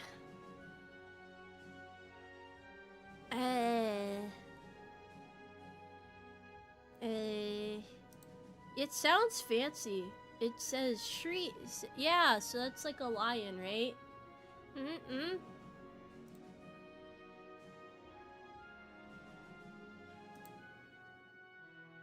I had a feeling, you know, I felt it. I had a feeling. Oh, it's a plus. I've had a feeling. Okay, so here's why I thought it was Switzerland. Because Switzerland is always neutral. Right? That's Switzerland, right? Am I thinking of the right state? Is that the little fella in the middle? So it's like plus for, they're always healthy because they never fight, right? Yeah, yeah, yeah. Wait, did they actually get into a fight? Oh, yeah? Is this wait, I think it's one of the bottom two. No, okay, it was Chile, okay. Oh man, what does Cuba's flag look like then? Hold on, I gotta look this up on my phone. Hold on, I'm curious now. Cuba flag. Nah, I was not close. Damn it! Damn it! India? I've never seen this flag a day in my life. I've never seen this flag a day in my life. This is not a familiar flag at all. And I know I've never seen it, but I got it right.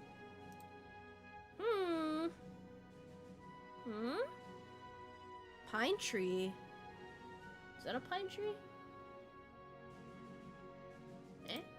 Lebanon. Okay. Oh, fuck. Wait, what does Germany's flag look like then? Hold on. We have to do another Google search. I just know it has yellow in it. Oh, it's like similar but not. Okay, it's the same colors, but in a different order and in the different direction. No, I'm sorry. I just wanted to fact check myself there. I just wanted to fact check myself. Oh man. Is Korea? Okay.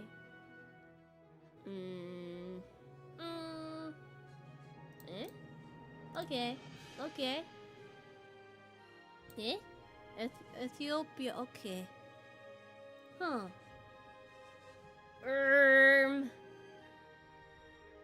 Whew.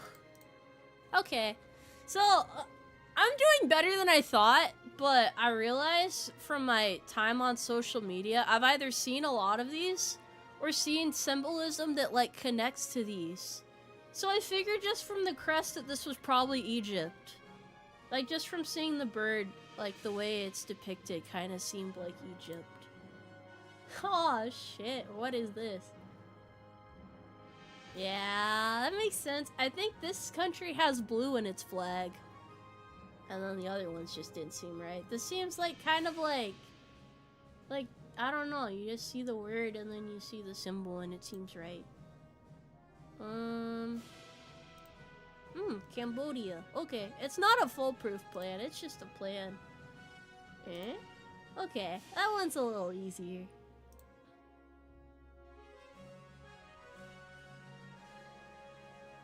Okay.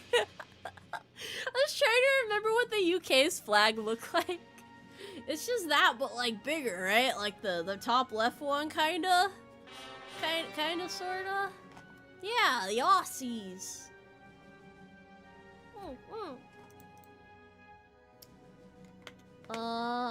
This is Georgia? Colombia? Chad? Colombia. I didn't know that the yellow. Why is the yellow bigger than the others? Why is the yellow part? It's not equal. Is it supposed to be? Alright. Huh. Well, now I know what this one is. I can see why Googling it was a bad idea. That's Brazil. This is Fiji? Where's Fiji at? Where's Fiji? Does anyone know? What countries are near Fiji? Because I don't know where that's located geographically. Like, some of these countries, I don't think I've ever even heard of them before, honestly. In the middle of the Pacific? Why does it have this flag as a part of it then? Is it owned by them or? Greenland is Danish. Okay, that makes sense. The middle of the Pacific.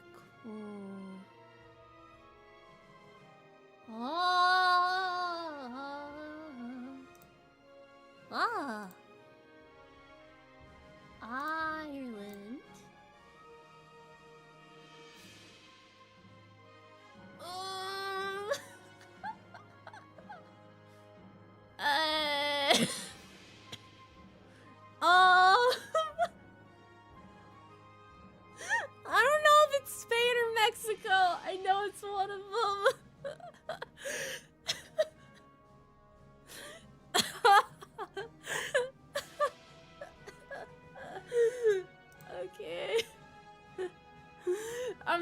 lying. That honestly made me think really hard. Because, like, if I get this wrong, they're gonna be so mad at me.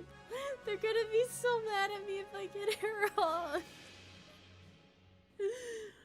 Oh, I don't know what the Spanish flag looks like, so I'm like, what if the colors are really similar? They don't look anything alike. Okay, okay. That makes me feel better. Or maybe worse, honestly. What is this?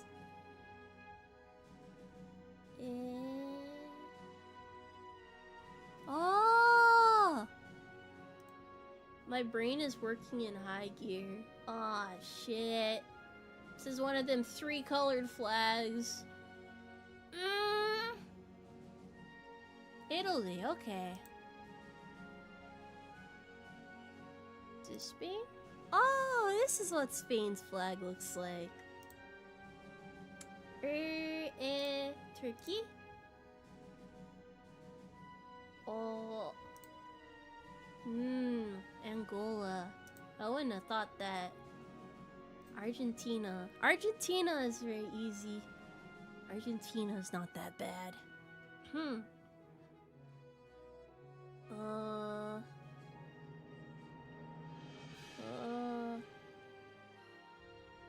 Okay, okay. Oh. Guys, I did pretty good on it though! I did pretty good! That wasn't bad! I thought I was gonna do so much worse. I don't know how I did that. That wasn't bad. That wasn't bad. That was pretty decent. I guess I understand better other countries. Sorry, I didn't mean better. I did not mean better. Other alternate countries a little bit better than I thought. Not too bad. Although we all know, no matter what country you're from, when you enlist in the Umarmy, you're an American citizen, no matter what. Okay, hold on. We got a little bit more. Let me close out of some of these tabs actually. Where is this? Okay, this is another good one. This will be useful. These are some questions from the United States Citizen Test, which is kind of like a good segue from our last segment covering world flags. So, let's see if we understand what it means to be a United States citizen. And I can prove to you guys once and for all that I am not a spy of the United States. I am, in fact, a proud American citizen. Alrighty.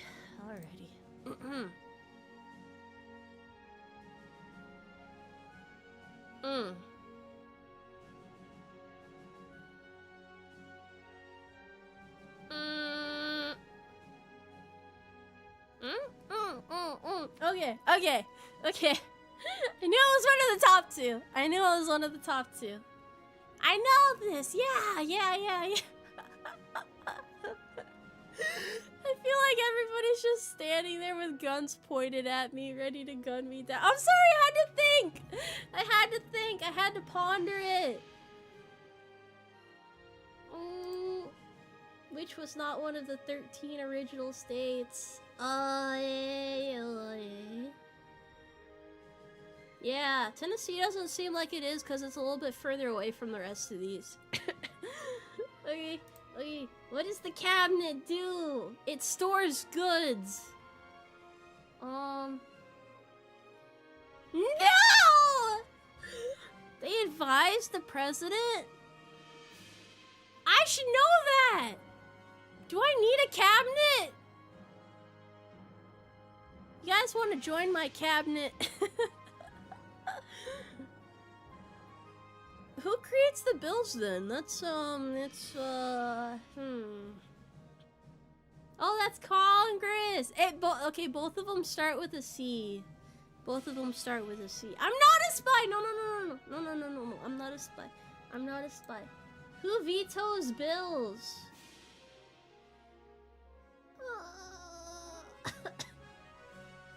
Is that me? That is me! That's me! I know that! I'm the one. I do it. Yeah. Not too bad. Not too bad. Who signs bills to become law? Wait, that's me? That's not. Wait, that's me? Me? I do? What is an amendment? A change or addition? Yes. Yes, it is. Yeah, this, what month is the U.S. election held in? November! Remember to vote for me, fellas. There are 4 amendments to the Constitution about who is allowed to vote, which is not one of them.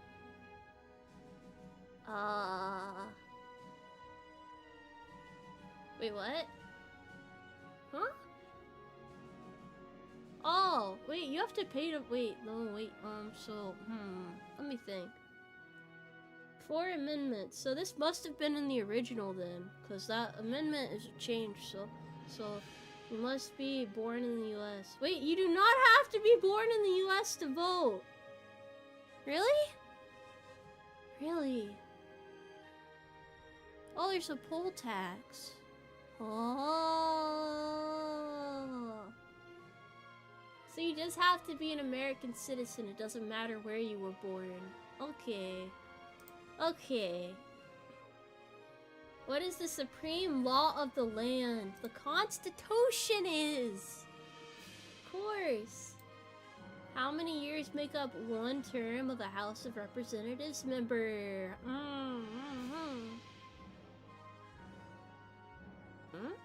I figured it was 2. Most terms are either 2 or 4. Yeah.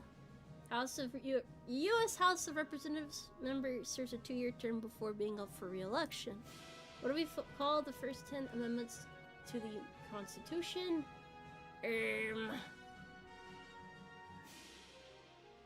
Bill of Rights. Yes, Bill of Rights. I got yelled at for this last time. I didn't know this, so I remember this. You guys are slowly making a proper American out of me.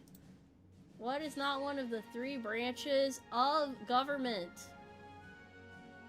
Well, that's easy. That's easy. Everybody knows that one. What territory did the United States buy from France in 1803? Louisiana. That's why the Louisiana Purchase is called the Louisiana Purchase. The United States purchased the Louisiana Territory from France in 1803. How many U.S. senators are there? I want to say 100. Yup. Reciting the Pledge of Allegiance involves pledging loyalty to what symbol? United States flag! I would be a pretty good American citizen! I mean, I am a pretty good American citizen. I'm not Canadian. Let's get back to the quiz. Who served as president during the Great Depression and World War II? Truman? No, it was Roosevelt. Oh, shit. I forgot about that one, honestly. That was on my bad. Casual Gamer Playing, thank you for subscribing. It's nice to have you in the UmARTi. Welcome. Oh, wait. Wait, 27? I thought it was 21, actually. That makes sense, though. Why are you guys doubting me so much? I mostly know what I'm talking about. Housing and urban development, agriculture, energy. Digital technology does not sound right. If both the president and the vice president can no longer serve, who becomes president? I believe... Wait, really? Not the SecDef? Huh. Both the president and vice president can no longer serve the Speaker of the House. But nobody knows who he is! Or she. I don't know who it is. What is one right or freedom guaranteed by the First Amendment? Free speech? Yeah. Oh, SecDef is 4. Huh. What right does the Declaration of Independence establish? Liberty! Liberty for all. The right to life, liberty, and the pursuit of happiness. We can always chase happiness. Always. First, free libraries.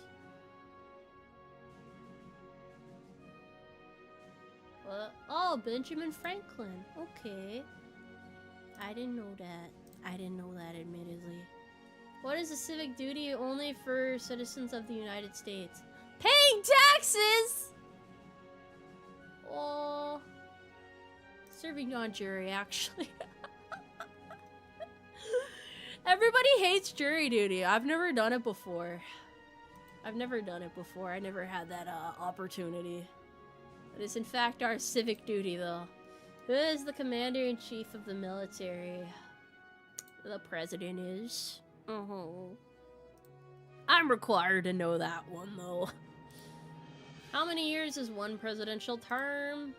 Oh, it's 4 years. Wow, you guys are stuck with me longer than I thought. Huh. Oh, that's why they say 4 more years. 4 more years. Oh my goodness. Oh my gosh. Look away. I'm sorry. Shut up! Shut up! No, I mean, less hostile, but don't worry about that. Who was the first Postmaster General of the United States? Benjamin Franklin. Why does he do everything? How many voting members do the House of Representatives have? 100? 435. Huh. Who served as president during World War I? I don't know. This is not looking good anymore. I was on a roll. But now I'm rolling off the hill. It's not one of the 2 parts of the U.S. Congress. Yeah, the Supreme Court's not. Who wrote the Declaration of Independence? Thomas Jefferson? Yeah. Which is not a power of the federal government. I don't think they can do that, yeah. Yeah, form an army, declare war, printing money, you know. That's all pretty normal. You just can't go in people's private houses. The federal government does not have the power to quarter soldiers in private homes without the consent of the owner. This is specifically prohibited in the Bill of Rights and was a major contention between the American colonies and Great Britain. Printing money, declaring war, and forming an army are all powers of the federal government. Does that mean they used to do that in Britain?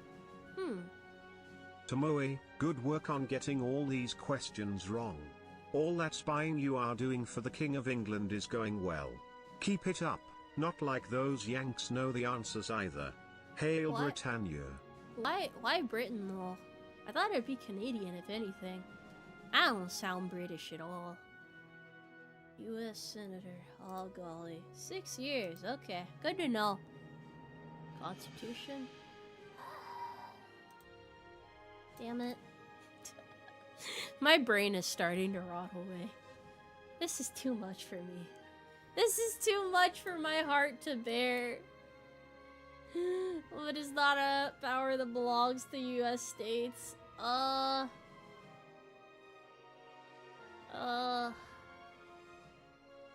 Yeah, they can't make money. That makes sense. 22 out of 36. Well, if I wanted to be an American citizen more than I already am, I would have to study a little bit more for that one. Money? Yeah, I mean, they have their own coins, right? But they can't make their own coins. Understandable. Entirely understandable. Quite frankly, reasonable. 61 is a D. I don't know how high you have to get to become a citizen. I don't know what they require that. I've exercised every muscle extensively except my... Hey, look! I'll show you. Hold on, look at this. How quickly can you complete a 60-question vocab quiz? Watch this, rookies. Watch this. Reconcile. Settle or resolve differences. Exemplify.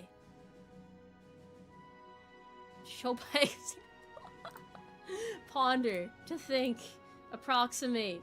Near or close in amount. Impartial. Not biased. Attribute. A characteristic. Feasible. Capable of being accomplished. Punitive. Oh shit. Okay. Oh fuck. Okay. Excerpt. I'm taking from a longer passage. Connotation. Suggestion. Imply. To express indirectly. Obsolete. No longer used. I'm sorry. I didn't know what punitive meant. It makes sense though if you consider it. Hypothetical. In suggestion theory. Beneficial. Producing good results. Alternative. Different from the conventional. Prevalent. Fuck. Okay, clear, obvious. It's, yeah, generally accepted, credible. Offering grounds for believability. Perspective. A quick. Oh, fuck. A mental. Okay, well, yeah, I didn't read all of them, to be honest. Evaluate to determine the value of something. Mortify. Subject to severe. Pertinent. Relating to the matter at hand. Contrast. The difference between two things. Depict. To represent. Feign, to pretend, assert, obscure, relatively unknown, absolve, to shut down, oh fuck, okay. Fluctuate, to shift, exposition, conclude, oh fuck, okay, it's the middle part, oh, okay. Okay, wait, more violent, okay, hold on, any genre, wait, what, specialized market, respective,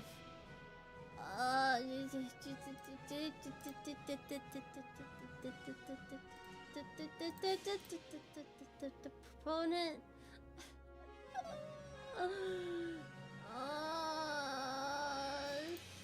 I don't know,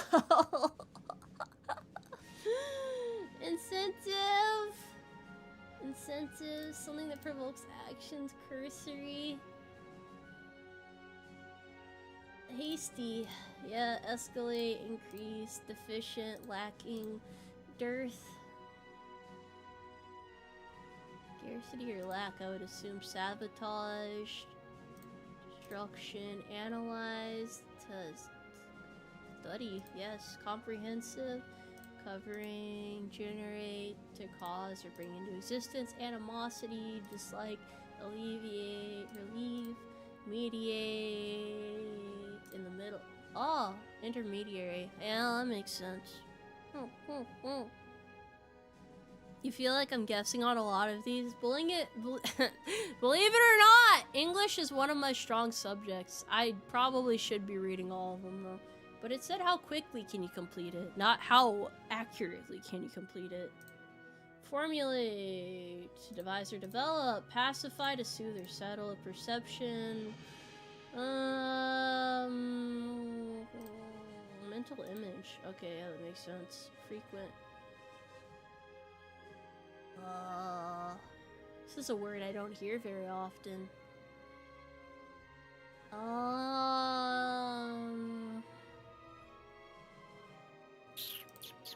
yeah, that makes sense. Holding simultaneous but contradictory feelings towards something. Arbitrary.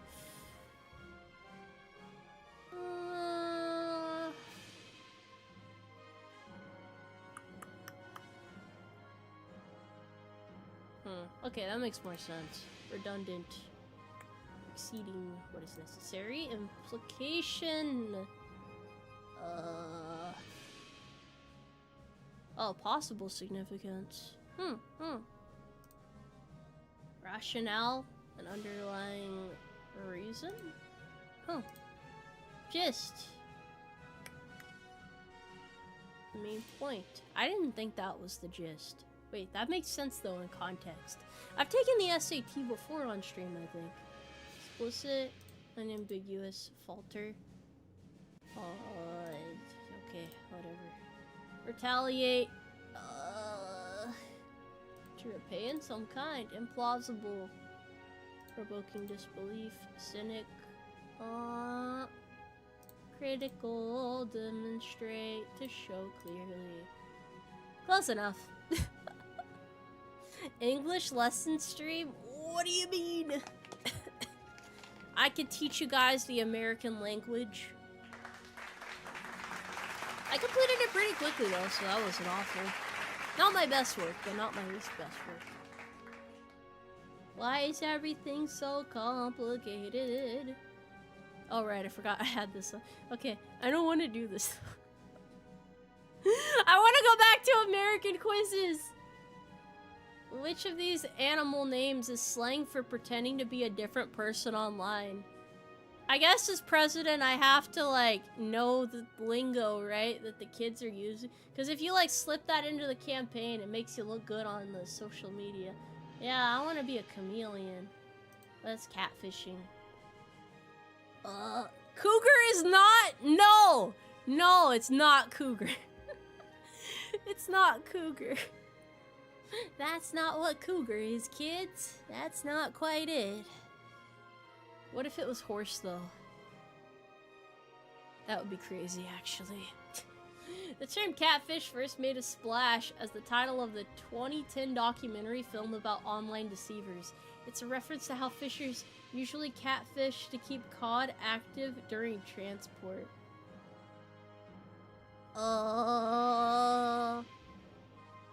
That's such a weird origin for the word. During which activity would someone most likely yell YOLO? Ordering fast food, skydiving, playing a board game, being audited. I would say being audited, right? Like, because it stands for you only live once. Oh, it's an abbreviation. Yeah, you only live once and is often used as a justification for reckless behavior. I want to say being audited would work too, right? Because like you know, you know, like when you're evading taxes and they audit you, you're like, YOLO, you know? Yeah.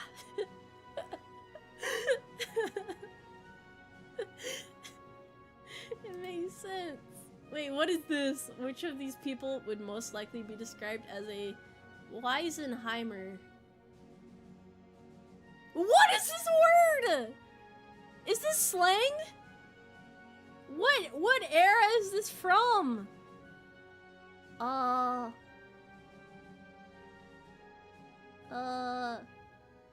It sounds wise. Appearing early in the 20th century, Weisenheimer combines wise with Inheimer, a reference to smart-sounding German family names. I've never heard that before. You use that word at least 10 times a day? Am I old or am I young for not knowing this? This is quite complicated, actually. Essential to the 1980s Valley Girl lexicon, grody is synonymous with what word or phrase?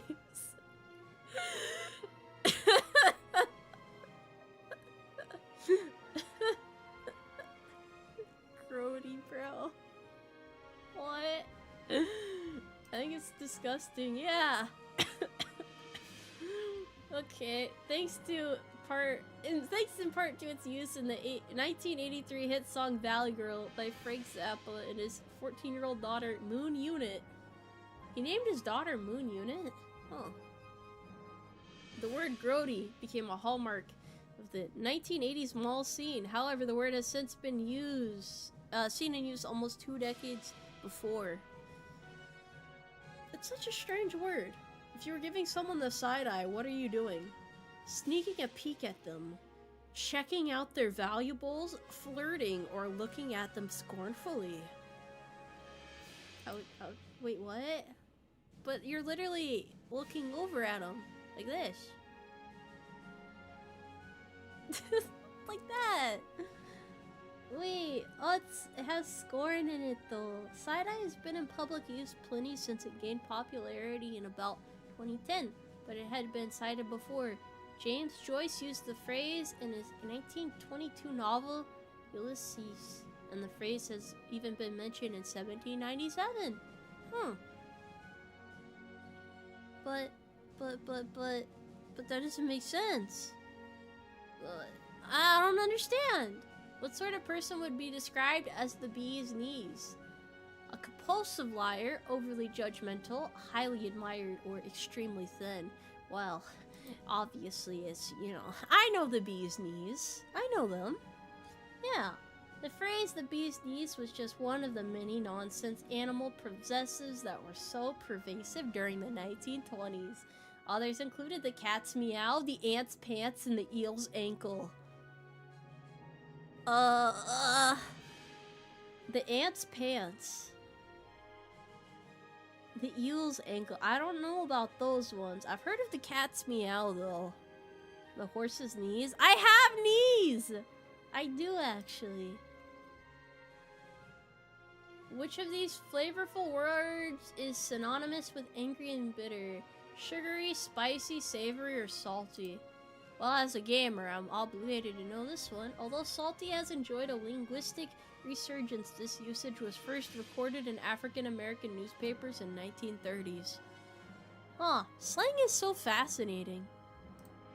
Inspired by how the actor Humphrey Bogart smoked cigarettes, to Bogart something means what? Actually don't know this one. I don't know this slang. Consume quickly, pretend to enjoy, to not share, to use only a little. Probably, to not share? Star of classic films such as Casablanca, Humphrey Bogart often would keep a cigarette dangling between his lips until the cigarette was almost gone. Bogarting became slang for consuming something without sharing thanks to its usage in the 1969 film Easy Rider. Why would you share a cigarette? That is a good question. Do you just like pass it around? Is that a thing? Is that how smoking works? Taken from a French term for middle class, which of these is a mildly mocking term for being concerned about wealth and respectability? Bougie, finsta, goat, or I don't even know how to pronounce that one. Is this it? Bougie. Oh, that's what it means. Okay. Usually more graceful than something with hooves. A hoofer is what type of professional? Isn't that me, though? Is a dancer? Borrowing a term from animal feet, hoofer first appeared well over 100 years ago, but is still being used today to describe professional dancers. I was not familiar with this one either. In 1840s, which of these has been known as ankle biters? Young children. No, mob. Wait. Young children?! I thought chihuahuas, maybe. Ankle biter is sometimes used to describe a mean, aggressive dog as well. Person in the 1830s going to see the sawbones was going where? To a surgeon, right? Yeah. Amputation was a doctor's primary duty? That's kind of terrifying. I guess, like, back then, if you got sick, they're like, well, what if we cut off their arm? That might help. Kids in the 1970s were labeled space cadets if they were what? Overachieving? Forgetful? Really? Before its use in referring to someone whose mind was off in outer space, in 1948, sci-fi author Robert Heinlein wrote Space Cadet about a character who hoped to achieve the rank. Oh, so I wasn't completely off. 1970s. Damn. Well, I know about that. A term originating from the game Among Us. Sauce is short for what, chat?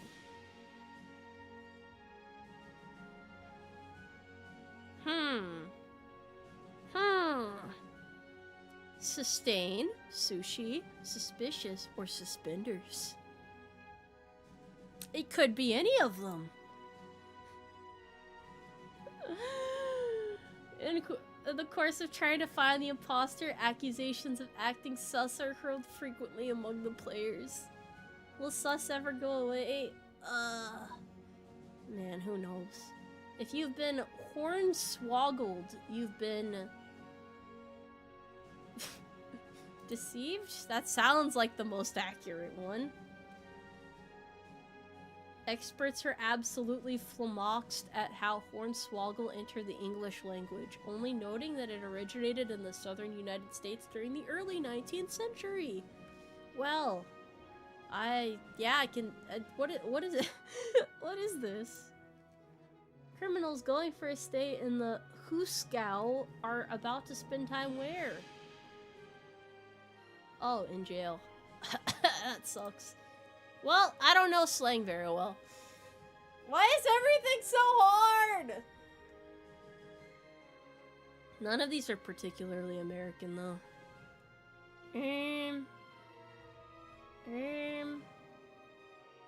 Okay, we'll do one more, and then I'm gonna go stare at a wall and wonder where it all went wrong. U.S. state capitals, that can't be hard, right?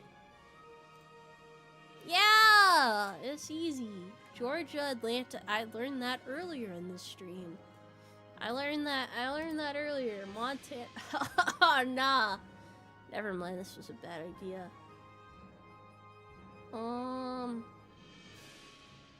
Pierre is hell. Okay.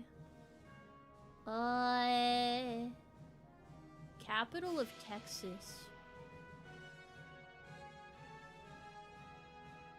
Yeah, I know that one. I know that one. I know Texas. Vermont. Oh, multiple. Wait, where is that? California. I think Sacramento is. Although it's really weird to think about that. Michigan. Lansing? Really? But that's not even, like, remotely known, is it? So, Little Rock, yeah. Wisconsin. Madison, Wisconsin. Alabama. Birmingham. Ah! Why? Why?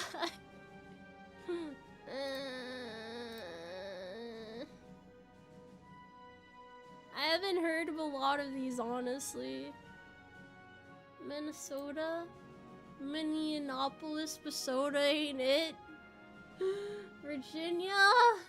Richmond, okay, Alaska. I think it's one of these two. Aw, man. I think I should retire. Maybe retirement is the option.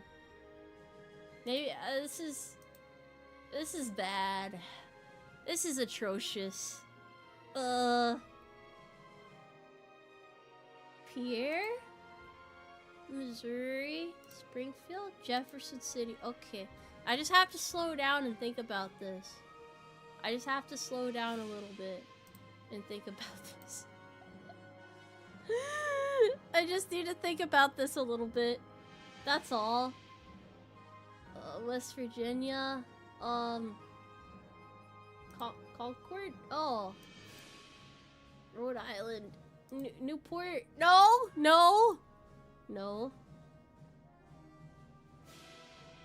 Huh. I wanna go home. I wanna go home. I wanna go sleep and just...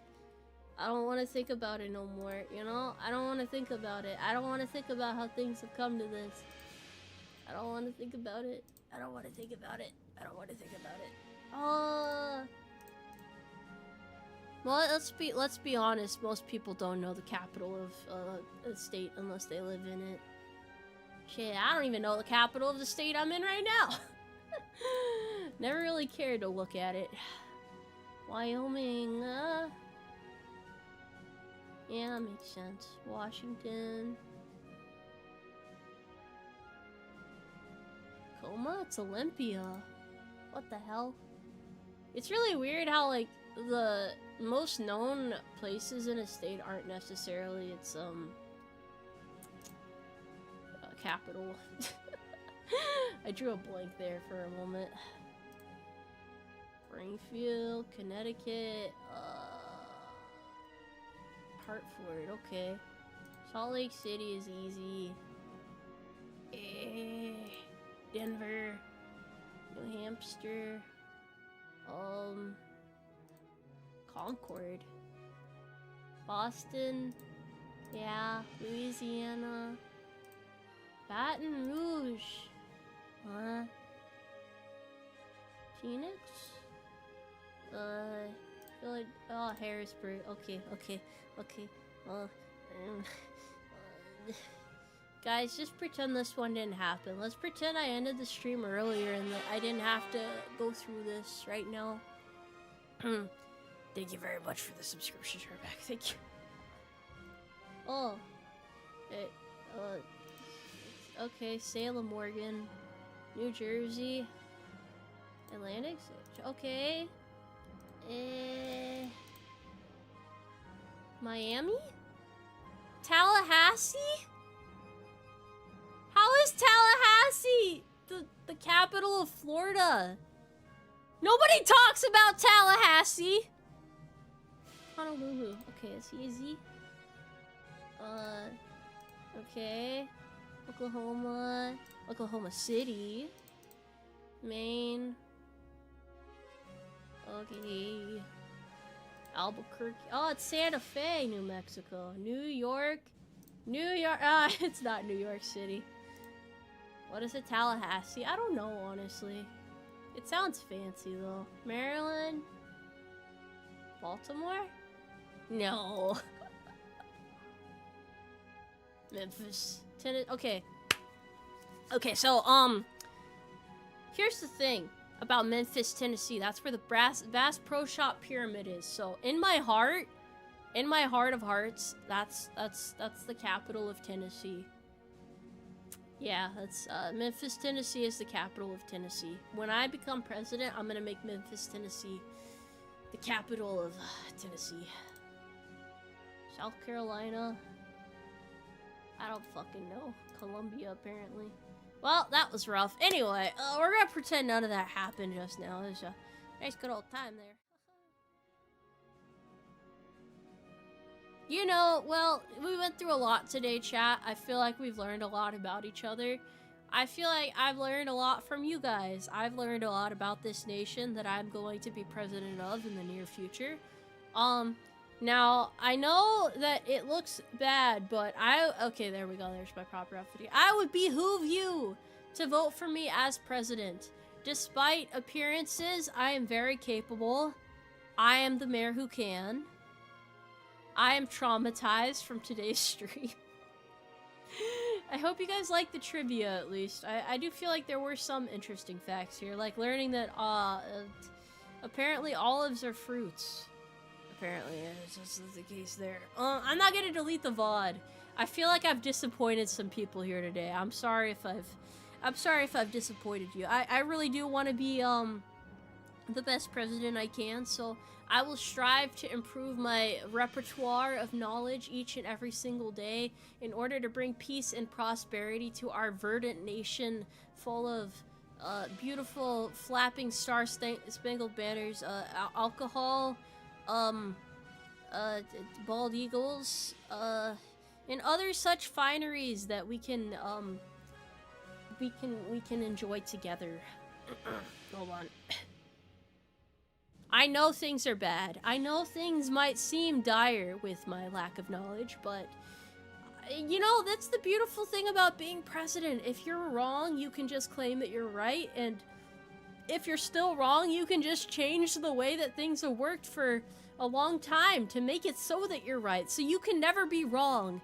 And I think that that's how I'm going to lead the country. So all of the wrong answers you guys heard today, I am going to change them in my election so that they are the correct answers. I will be a leader who is never wrong. I will never admit to my mistakes. I will always blame the people under me and have them take the fall for my actions. And no scandals are too great to be covered up, so it'll be nice and easy. It'll be a decisive victory, and my political opponents will vanish once I take office. Not because of anything I did, but just because that's how the cookie crumbles sometimes. But you know what? We did good today. I'm proud of you guys for backing me up. Thank you for watching after me today, and thank you for your support in these trying times. It's been a blessing. It's been an honor. I am really glad that you guys are willing to put your faith in me. Toss our horseshoe in the ring together, why don't we? And let's really show them what for, you know? Let's show them what we're capable of. Let's give it our 101 out there and really just go for it, you know? Like, rah. I think that's... Alright, well, anyway, that all said and done. I hope you guys enjoyed today's stream. It was a pretty interesting experience, to say the least. I seem like presidential material. Thank you. I'm actually built out of flesh and bone and horse, but, you know, I guess you could say this suit is presidential material. You know, that's the fabric that it's built on. Well, yeah, this was fun. Thank you, guys. Always excited to embarrass myself with my lack of knowledge. You know what? It makes you guys happy. I hope you guys can share your knowledge with me, and everybody kind of wins a little bit. I'm slowly getting smarter.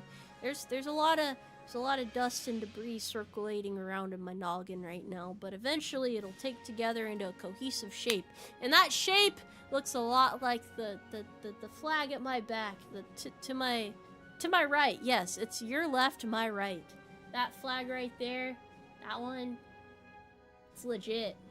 It's what it's about. It's what we're here for today. Because we all love America, right? Right, fellas? Yeah. Alright. Anyway, I've rambled for a long time. I'm gonna go drink more water and, probably watch anime. You guys take care now. Thank you for stopping by. Thank you for having me here today. Everybody, enjoy the rest of your Saturday. Yeah. Bye-bye.